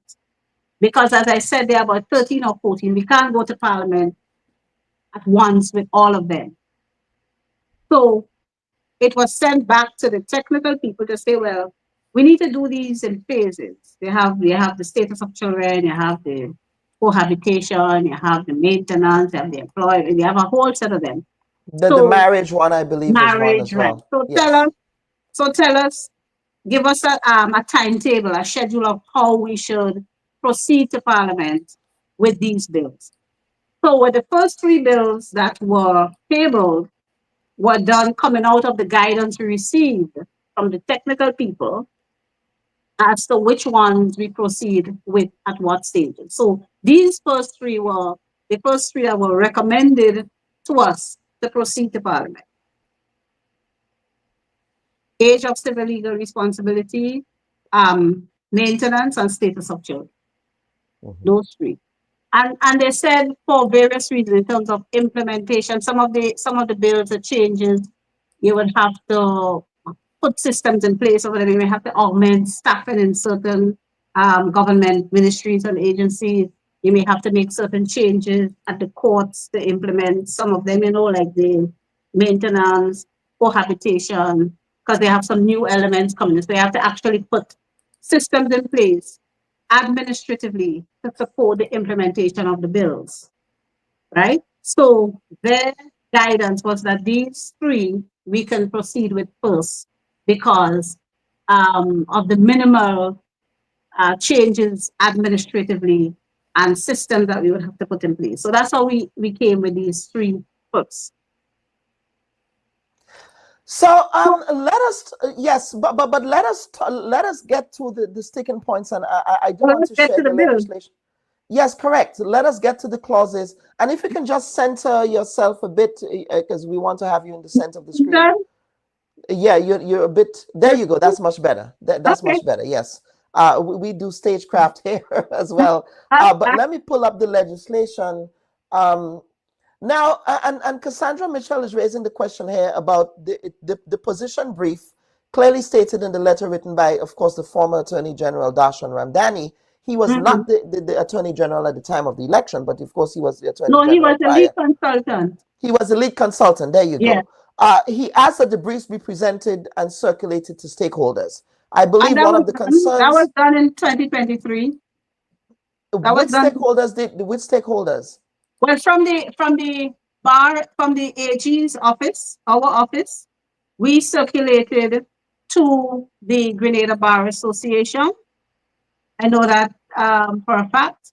And the Ministry of Social and Community Development they also had consultations. I don't know particularly, I can't specify with whom, but I know there were lots of consultations around the Spotlight Initiative. I myself participated in a consultation with late 2019 thereabout at Koyaba on the Spotlight Initiative and the changes that would come in the legislation. I wasn't in government or anything. I was just a member of the bar interested in the new legislation that would come and the amendments. And I attended. So I know there was a lot of public interactions on the yes, Spotlight Initiative. correct, but that's a Spotlight Initiative. That's not the Yeah, amendments but to the that's bill. what the bills are about. But still, it's still not an amendment, the actual legislative amendment. The concern that has been raised by elements of civil society is that notwithstanding the consultation that was had with the Spotlight Initiative around the parameters of the Spotlight Initiative, specific to this legislation, the fact that the legislation is now going to be going forward to Parliament, that there were that people just felt as if they were caught flat-footed. All right, that there were conversations with the Bar Association who felt surprised, you know, parents groups, or elements of the opposition. Dr. Bubb, Yes, we go ahead. hear all Yes, of go that. ahead. We Yes. hear all of that, which is why we laid the bill in Parliament and did not proceed so that these consultations that people are calling for, right, can take place. So let us proceed and let us treat this discussion here as one such consultation, because there are lots of people listening. So let us proceed. Yes, absolutely. So let us get into the legislation. Of course, Clause 1, of course, Clause 2 provides for the short title of the act, which is the name of the bill. But Clause 3 provides for the insertion of a new Section 4A in the Principal Act to vest full legal capacity in minors aged 16 or older to consent to any sexual and reproductive health treatment. But Section 4A, this is what has been also creating a lot of angst in the national community. I think Section 4A, yes, permits the minister to make an order vesting legal capacity in minors aged 12 to 16 years to consent to specific sexual and reproductive health treatments. So let us get into the age factor here, starting as young as 12. When this came to the administration, when this came to cabinet, yes, go ahead, please. Yeah. Was this a concern? Let me not cut you over. Sorry, I apologize. No, go ahead. Finish your question. Go ahead. No, I was just, I was at the end of it saying, was this not a concern? Yes. In the whole context of the Spotlight Initiative and the legislation that come out of the Spotlight Initiative.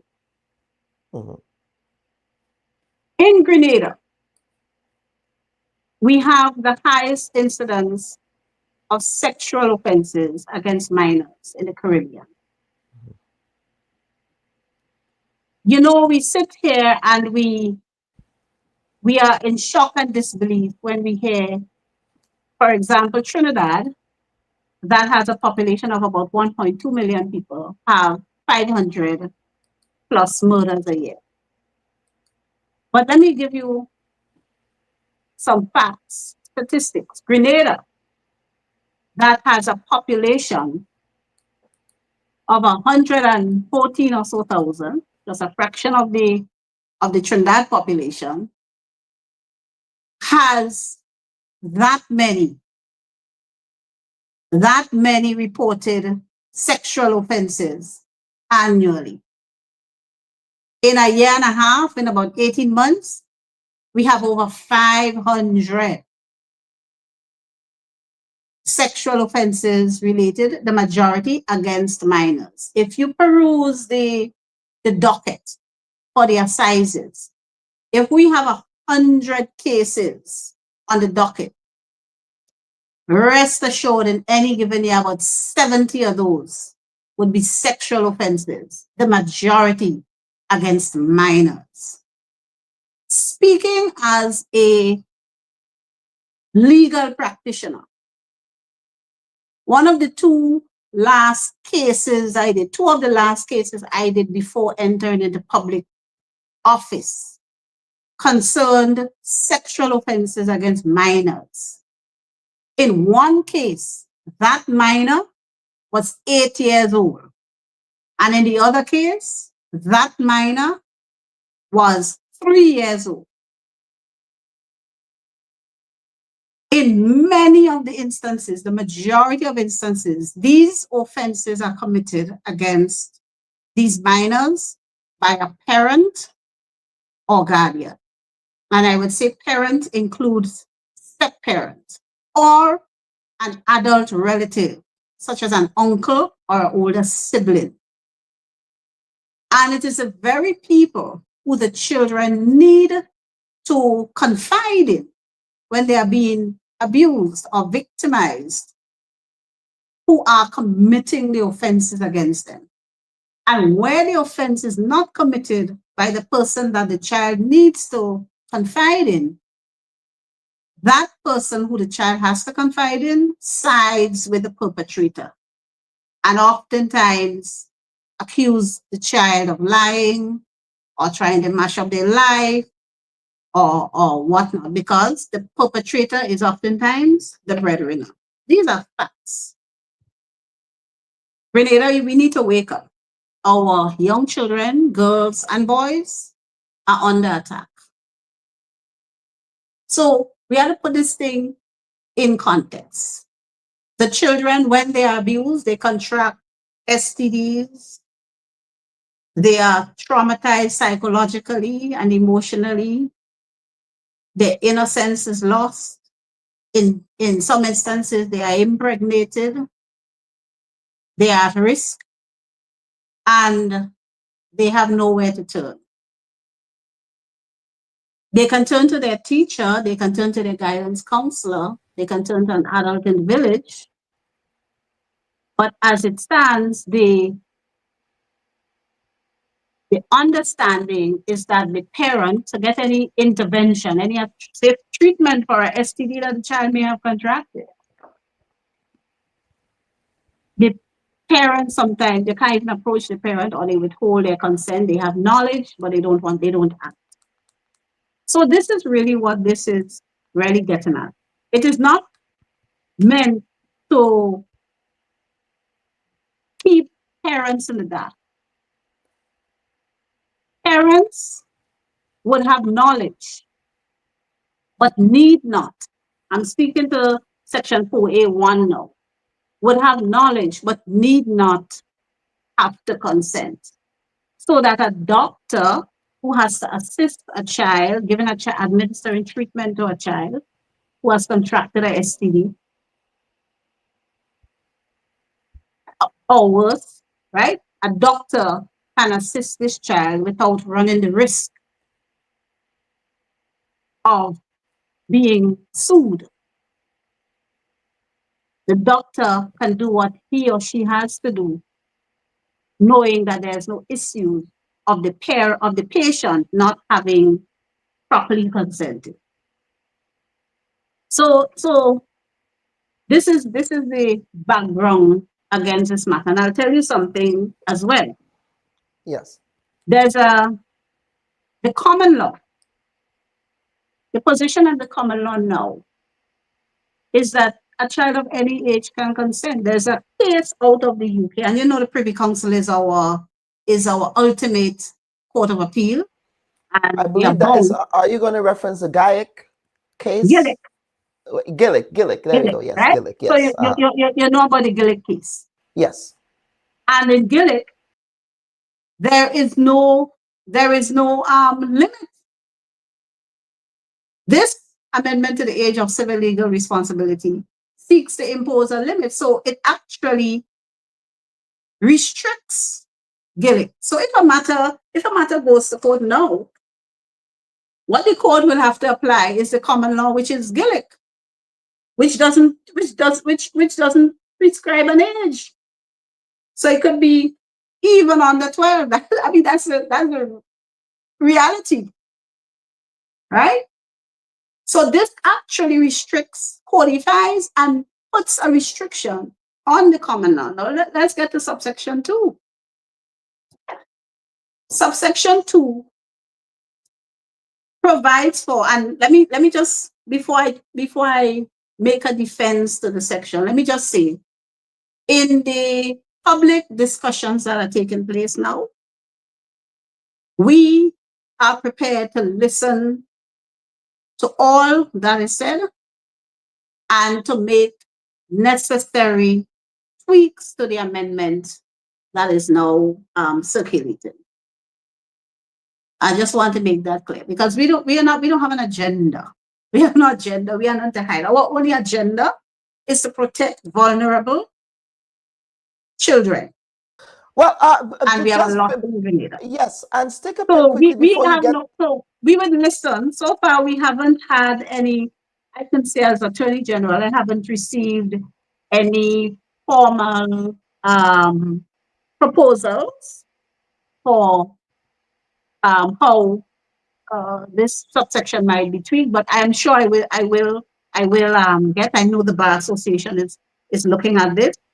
I know all the spotlight bills were sent to the bar, but before in 2023, some members are saying to me they did not see this particular one. So I'm not Well, sure. I read the recommendations and it's actually in there. I brought it up on the Bubb Report. So the question is, you know, I don't know why they didn't see it, but it's there in the Spotlight Initiative report. That's what I was saying Report. earlier. It's there. But It's the there. So legislation, that's what but the I'm saying. wording, So it's not I like suppose. we contrived anything. Why would we? I mean, you're looking at you're talking about a cabinet comprising myself, Mr. David Andrew, Mr. Persuader, Gloria Thomas. There, I mean, what interest? What interest could we be serving by trying to be nefarious about this? You know, so I just find. But before we get to the other subsection, one of the concerns that was raised by members of civil society, specifically Cassandra Mitchell, who is also a parent, is that we already have structures in place in the context of the Child Protection Authority. So if a child is in danger, yes, they can certainly go to the Child Protection Authority, and the Child Protection Authority would begin and train a series of actions to perhaps extricate that child from a home where they might find themselves in danger. So in the context of what already exists, why not, in essence, strengthen the capacity of the Child Protection Authority to treat with what their mandate is already, as opposed to introducing this new piece of legislation that seems to be redundant in the context of what already exists. Let me tell you something. Yes. I hear that, and it's a logical suggestion. But the Child Protection Authority, and it perhaps also points to the need to review the Child Protection Act and to make certain amendments, because I can tell you, sometimes the Child Protection Authority itself feels fettered by the need to respect and acknowledge certain parental rights. And I could give you a practical example. A practical example of a case that I was involved with representing one of the parties, where it was clear that the child was at risk in the custody of one parent. The child was at risk of being sexually abused by a relative of the parent with custody. And the Child Protection Authority felt hindered in taking that child from the parent with custody and giving it to the other parent. And we had to proceed to court to get an order. So even when the Child Protection Authority knew that this child was actually at risk. So it doesn't always work like that. They were constrained by the parental rights of the child, of this person. And it was the person in whose custody the child was at risk. So we had to intervene. We had to get the court now to override what the Child Protection Authority was saying. They could not, they could not do. So sometimes I hear the suggestion, and it's one to consider. And I think I agree that we need to revisit the CPA Act and strengthen that legislation, but it doesn't always work, unfortunately, to provide the protection that children need. So let us get on to the other subsection that you wanted to reference here. Right. Mm-hmm. Yes. So subsection 2. So as I said, in Gaelic, there's no age limit, right? And there's a layer of protection that is given to a child 12 years and between 16 and 12, right?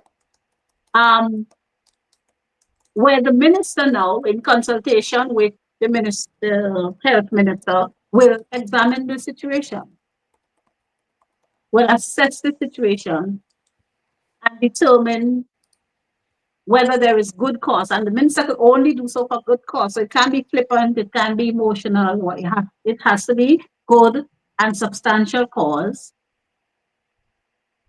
to allow that minor to give consent. So good cause would mean, for example, having the opinion of social workers, guidance counselors, medical if necessary, right? So, for example, I could think of the situation in relation to the vaccine that there is for the human papilloma virus that causes cervical and throat cancer. Mm-hmm. And the literature is that from as young as 9, the children should get the vaccine for it to be effective from as young as 9. So that could be perhaps one circumstance, if you know what I'm talking about. I'm trying to think practically.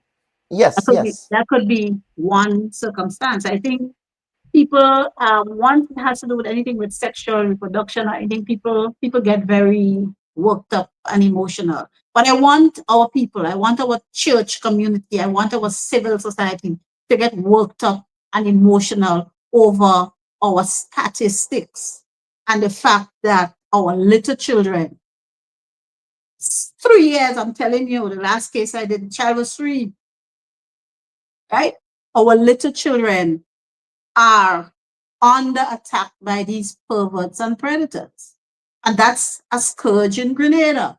A few years ago, Dr. Hazel Dabrio did a whole documentary on the situation in Grenada. It's different from other islands. It's worse than other islands. And it's bad. When you have 75% of the cases before the criminal court being sexual offenses, something is wrong. That is what I want the religious community to get excited about. And not, in some instances, some of the predators are known and they're shielding behind the cloth. Let's get real. So this is only to protect our people. But as I say, we are open to suggestions on how to tweak it. And I want the public to know that if a matter goes to court, now what the law is, the common law that the judge will apply, is the case of Gaelic that says there's no limit. We've put an age limit. There's no limit to a minor consenting to sexual and reproductive treatment. That's a law now. That's what people need to understand. So this actually curtails the common law and says 16, and where good cause exists, and after there's consultation between the ministers for health and legal affairs, then you can do it between 12 and 16. Because guess what? In a lot of instances, the parents, they're not protecting the children. Yeah. And of course, in the context of minister, and in fact, you may not know this, but in fact, when you appeared on the program to discuss the data protection bill, the definition of minister is something that constantly comes up. Because again, my reading of it, again, I'm no lawyer, I'm no constitutional expert here, but my reading of it was that whenever references are made to minister, is that gives the minister one individual overarching power to do a lot of things. No. However, that's not necessarily the case. That's not the case No, at that's not all. how it works. That's not So, how it so works. please articulate when we see in legislation, because it's not only this legislation, it's Yeah. all legislation. Perhaps the language of legislation needs to change in the context of how it says that it gives the minister authority, because I see that we do have a viewer who is raising this question as well. Tessabai is saying, I suggest that the role of the minister has to be revised and given to the CPA or another entity in the interest of the child, not an individual. Again, I think the public still has an understanding here that perhaps it's the actual minister of government who does that. So can you please so let me explain. sort of debunk that myth, please? Yes. Yes, and I'm glad you raised that, because it's something that needs to be explained. Wherever a legislation speaks to a minister having powers and responsibilities to do anything, that means minister acting in cabinet. Minister in all legislation means minister acting in cabinet. So anything that the minister has to do pursuant to legislation, whatever legislation it is, it has to be via a cabinet conclusion, so to speak. So you have authority. So in this case, what would happen if the minister decides, the ministers for health and legal affairs consult and conclude that there is good cause to publish an order? What will happen is that the Minister of Legal Affairs, being the prescribed minister under this legislation, will prepare a submission. And the submissions are always prepared with the assistance of the technical people in the specific area, whatever it is, right? So the submission is prepared, and the submission usually contains details as to why an action is necessary. Some submissions will run you in the hundreds of pages. You have to sit and read all those pages so that you understand why a minister is proposing to act. And then a lot of debate happens at the cabinet level. Once that submission, the minister has to make the submission and defend it. And oftentimes the cabinet says, no, we're not approving this. And then the minister cannot act if the cabinet says no, right? And then sometimes the cabinet approve with modifications, and sometimes the cabinet would approve as presented. So whenever it says minister, it means minister acting in cabinet. And how does the minister act in cabinet? The minister, with the assistance of his or her technocrats, prepares a detailed submission to the cabinet, giving a detailed briefing and background, why, what it will cost, adverse likely impacts, pros and cons, everything. All that, how it aligns with the sustainable development goals, all of these things are contained are compulsory aspects of cabinet submissions. And then each submission, that's why ministers sit in cabinet for hours, one day a week, sometimes more, because you don't even get through everything in one day. You have to extend the cabinet meeting. And you debate all the submissions by the various ministers, and then you decide whether you're proceeding or not. So it's not one person having unlimited or unfettered authority to do anything, not at all. And that happens for all legislation, all gazette, statutory rules and orders, all even policy at the policy level. The document is discussed and the policy is approved. So in terms of legislation, there are actually two layers to the same debate. When the policy comes to cabinet via a submission by the line minister, it is discussed and debated and whatnot. And then after it comes back, then the legal affairs minister brings it back when the legislation is drafted, and again it's discussed. So it's a very detailed and involved process. So there's no risk here of a minister for legal affairs and a minister for health together getting together and deciding to do something. That just wouldn't happen. But that's not how it works. Right. Yes. So thanks for that clarification. Is there anything else you wish to add? Because we do want to get to some viewer comments quickly. No, I just want to reiterate to the public that given the amount of discussion that has taken place surrounding this amendment to the Age of Civil Legal Responsibility Act, We will welcome feedback and go back to the drawing board and tweak the legislation as is necessary, so that people are comfortable, population is generally comfortable with it. I don't know that we could accede to the demand of the opposition to kill it altogether.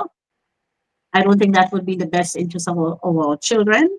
So we can commit to review and revamp, but it will not be in the best interest of our children. The Spotlight Initiative was a thorough, 3 or 4 year process. And this was a specific recommendation coming out of the Spotlight Initiative. So we can't just kill it on emotion. The statistics are there, the data is there to show what is happening in Grenada in relation to sexual abuse and offenses of minors by adults, mostly parents and guardians. And I say so with no reservation. And as a responsible government, we have to do something to help our children. Let us get to some viewer comments here. I see this bill as a way to address failures in child protection, parenting, and society, helping children avoid the scars of abuse. Dr. Jocelyn Peters saying, when is the right time to have a conversation with your children about sexual abuse? I mean, that's also very, and again, one of the issues that came up too was the whole question of the health and family life education curriculum. And we do hope to have partners discussing that on the program as well. Let us get to some other comments. So Dave Ned is saying, is there still a Constitution of Grenada? Does the said Constitution not already establish an age of economic, civil, social, cultural, and political consent? No, the Constitution doesn't speak to that in particular. Okay, it does not speak to The that. Constitution only speaks to the age at which people will be eligible to vote, and that's 18. All other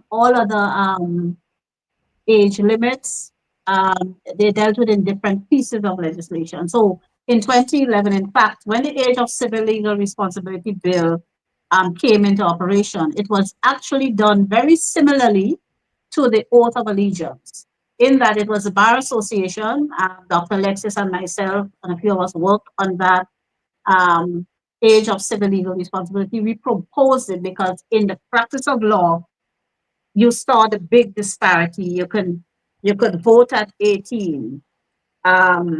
You couldn't get married without your parents' consent until you're 21. You couldn't enter into a contract at 21.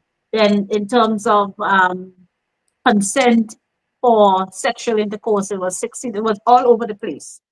So we, as BAR, decided to propose to government an age of civil legal responsibility that will make the age for everything 18. And even so, everything wasn't captured. It's only earlier this year we passed the amendment to the Education Act that required children to stay in school until they're 18. And we're going to change the Employment Act soon, because children at 16 could work. So we got to change that to 17 now, so that we know they're in school. We can't say they have to be in school at 17, mandatory, and then the Employment Act saying they could work at 16. So we're still actually fixing this. Yeah. So another question from Dave. Now, the Education Act requires that the opinions of parents must be taken into consideration when matters of the child or ward are discussed. So there is that tension there. Correct. Yes. So there's no conflict there. This tension? Yeah, so we don't. You take the views into consideration, and that's fine. That's okay. But so that's why I said in the beginning, the parents would be informed. Being informed is not the same as requiring consent. So they're informed, their views are taken into account and given serious consideration at that, because they are the parent. And then, but they don't have to consent. Then eventually it is the child at 16, between 16 and 18, that says yay or nay after everything is explained, including by experts, whether they be social experts or medical experts or education or educational experts. So there's no conflict. You take the views into consideration, yes. But the simple thing is that they cannot withhold consent on behalf of the minor. So let us get to where we're going with this. Of course, we know that Parliament is on recess right now.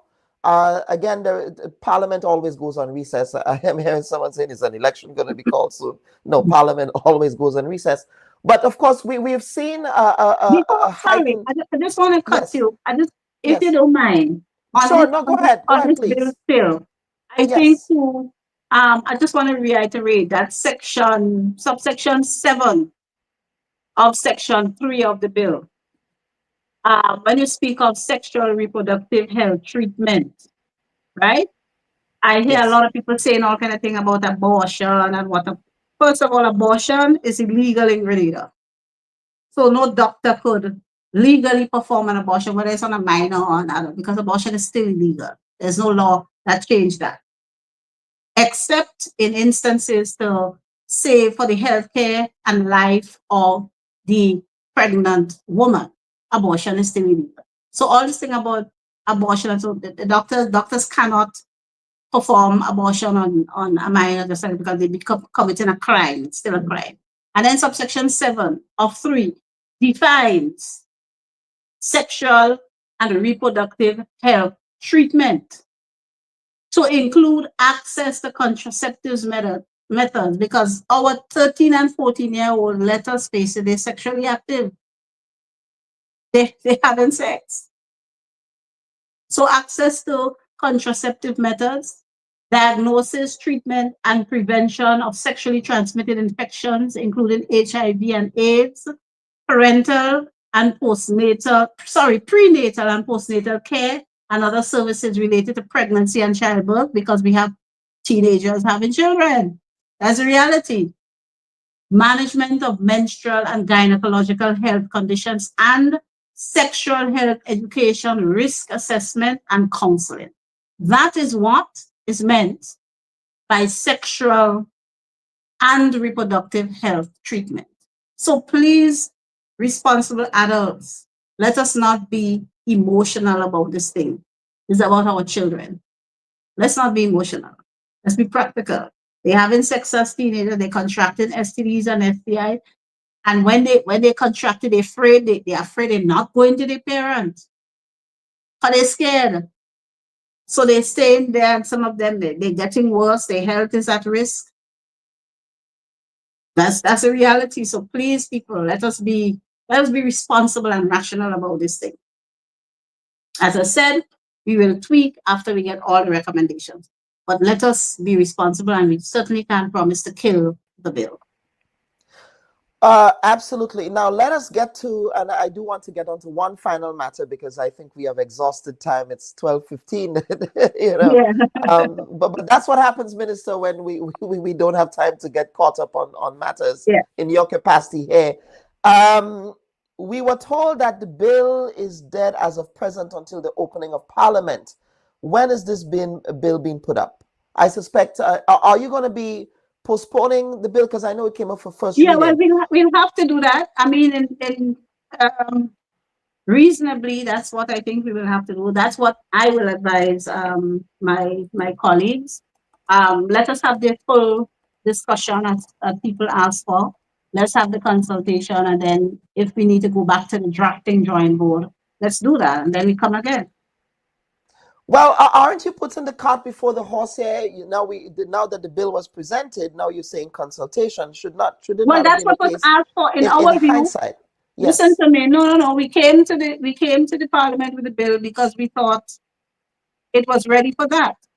But we are serving people, and the people we are serving say to us, "We're not ready for that. We still need some more consultation." So that's what we are doing. So I don't think it's putting cart before the horse and all of that. It's just listening to what people are saying. But I'm saying perhaps the listening should have occurred before the legislation was brought before Parliament in the first place. Well, if something is being, you could only listen if something is being said, you know.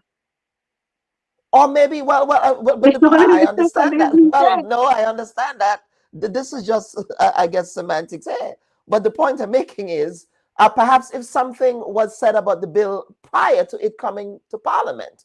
But what I'm saying is that we were of the view, and you confirmed that you read the recommendations in the spotlight document, and it was and it is there. So we were of the view, as with all the other bills, sufficient consultation had taken place. Well, we were obviously we were not correct in that regard, and I could tell you that is why we've gone back.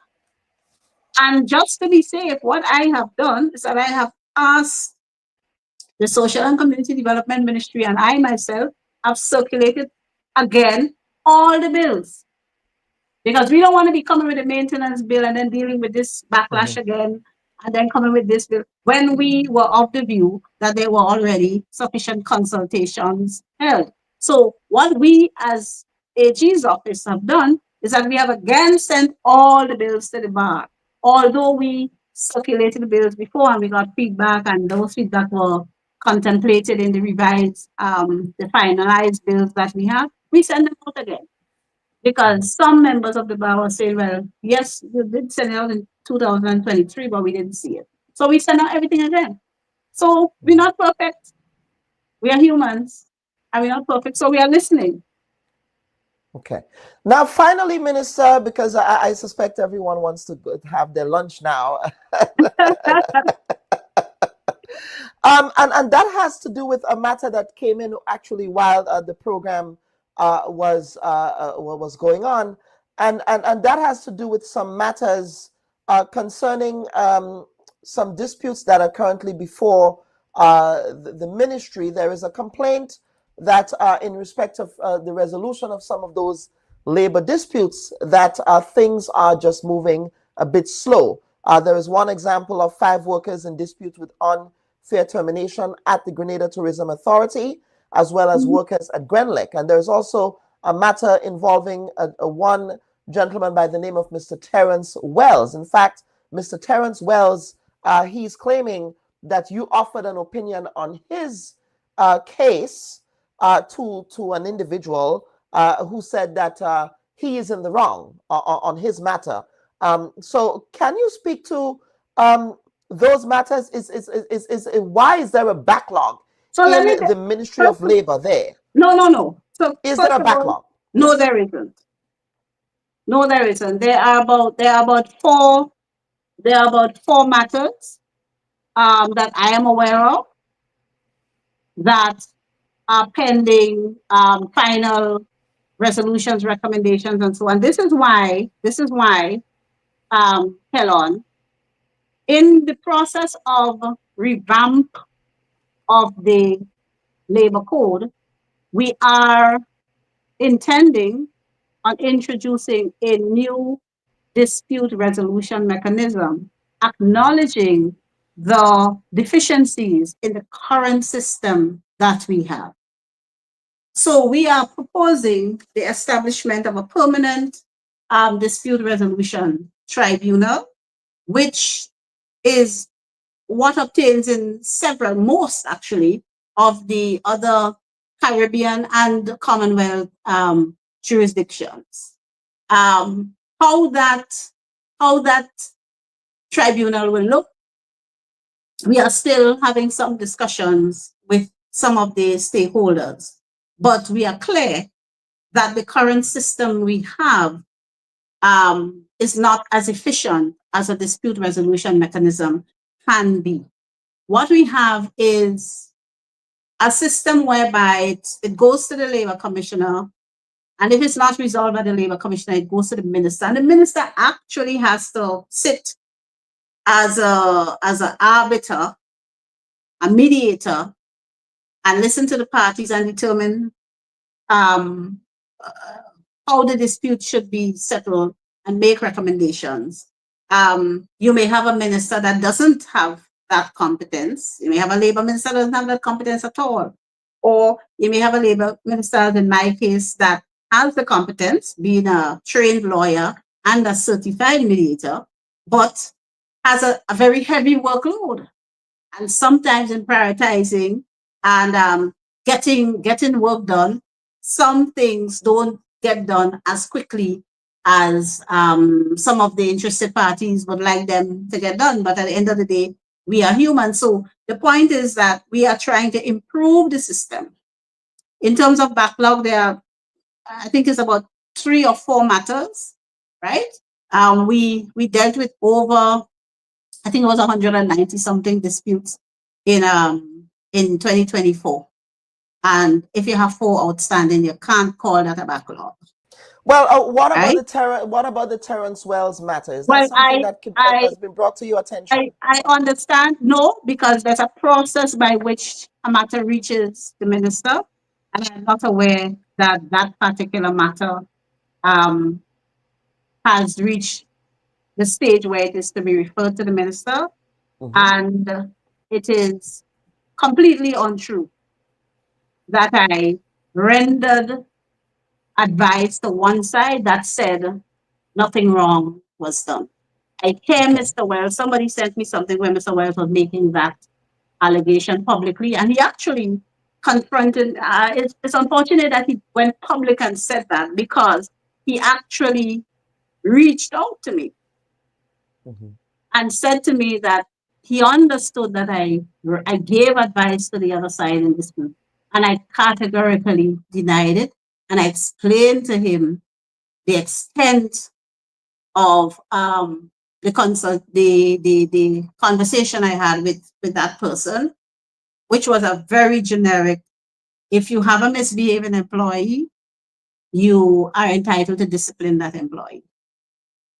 Very generic response. So it's unfortunate that he would proceed to make such a claim in the public space, which I already told him more than once is untrue. So well, I suspect I guess the matter will take its course. Yes, but do you agree with me, Kellon, if you are an employer and you have a matter with an employee that warrants disciplining or concerns the behavior of the employee, you are, as an employer, has all right to take necessary and appropriate disciplinary action. That's all. And the aggrieved employee also has a right in the labor code. Of course, there's natural justice. There's natural justice for the employee to seek relief. The employee has his right to seek relief. So, yes, but I think it's just designed to try to, bring myself and the Labor Department into disrepute. That doesn't help. So, well, I suspect you have the instrument of if there are any untrue allegations of firing a volley of pre-action protocol letters. People seem to be doing that these days, but I would not go there. I would not go there. So, Minister, over to you, Madam, for some closing comments as we end today's program. Are there any other pieces of legislation, I would ask again, that might be coming up before Parliament in the new session that you want to inform the public about, so that the public does not feel as if they're caught surprised or flat-footed by what might be coming forward? And let me say that I, as government and certainly as the Attorney General, we welcome the public's interest in matters that are brought before the Parliament and passed into law, right? We really do welcome that interest and the express desire for public consultations on bill. And we as government will certainly play our part in trying to expand the themes of consultations that we engage in when we bring legislation, because the convention has been to have consultation with stakeholders, persons who would be directly impacted by whatever legislation. That has been the convention. But what we're seeing now is, I would call a renewed interest on the part of the public to know what's going to the Parliament and to have a say in what's going to the Parliament. And that is really good.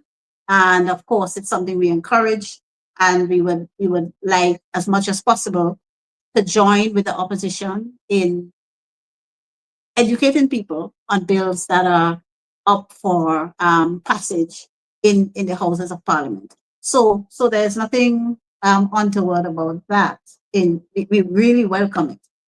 We have out right now where consultations are taking place, the Drug Abuse Prevention and Control Act, and that will deals specifically with the decriminalization of cannabis in small quantities and the introduction of a ticketing system to treat with that.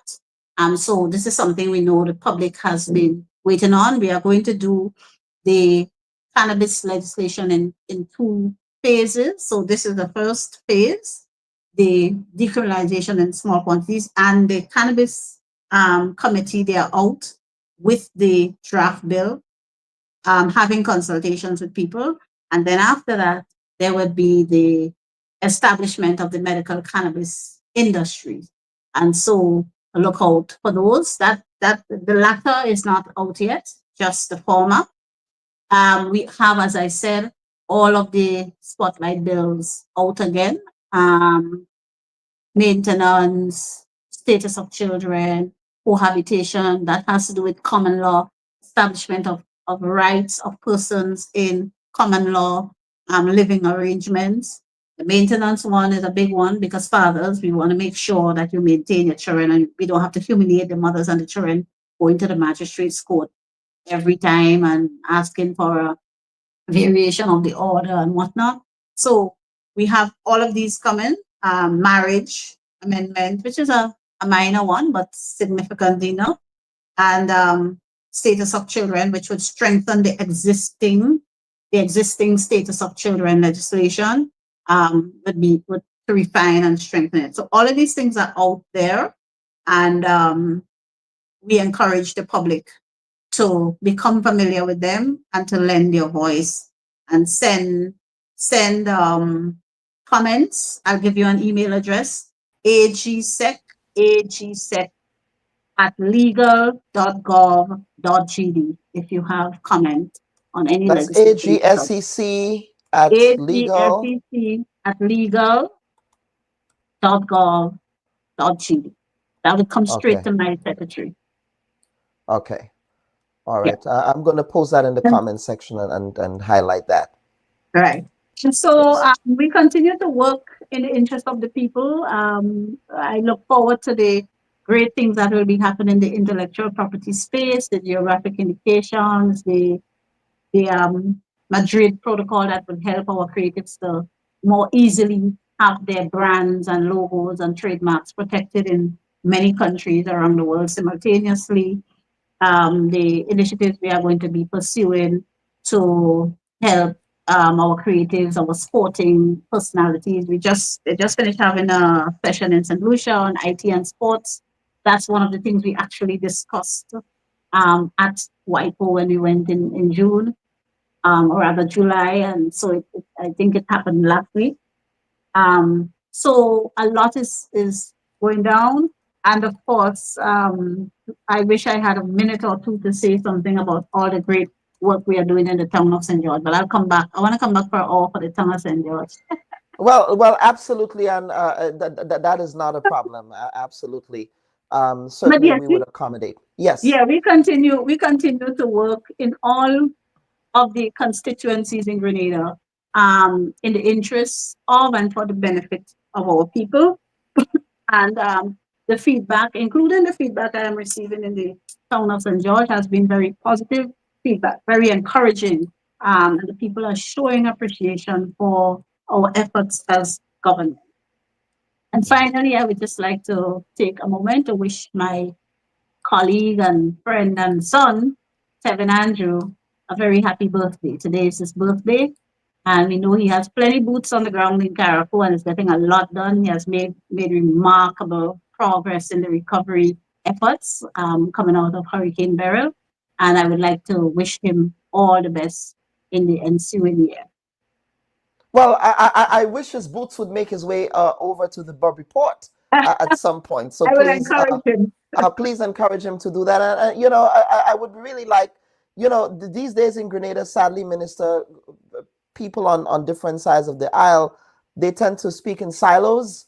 I really wish he would be okay with a pairing with his colleague, his fellow kayak, as the kayak say, Kakabawi for Kakabawi, his fellow kayak, Senator Cox, on the program for a joint appearance on the program. So please encourage him to have his boots there as well. You want to have a premature election debate or something? Well, no, not necessarily. You know, you want to ventilate both sides of all of the issues that are taking place in Carriacou and PT Martinique. So please encourage him to do that for us, please. But Okay. Minister, thank you so much for You're most appearing welcome. on the Bubb Report this week. You've never shied away from a conversation here, and we No, trust because viewers and listeners. Yes, go ahead, please. I say I don't. Dr. Kellen Bubb, we will see you next week for another installment of the Bubb Report. Take care. Bye-bye. Should your loved ones pass on, they deserve to be treated with dignity. And at S.A. Johnson Funeral Home, we can provide you with that service. We can take you every step of the way during your sorrowful moments. When that need arises, call S.A. Johnson Funeral Home at 347-777-9797. That's 347-777-9797. S.A. Johnson Funeral Home is a Caribbean family-owned funeral home here in Brooklyn, providing funeral services, but in a dignified way. From cremation to burial to the repatriation of your loved ones, you don't have to go through the hassle, as we provide exceptional service that allows you to mourn and heal peacefully. For more information, visit our website, www.sajohnsonfuneral.org. Send us an email at sajfuneral@aol.com or call 347-777-9797. S.A. Johnson Funeral Home, because you deserve to be treated with dignity.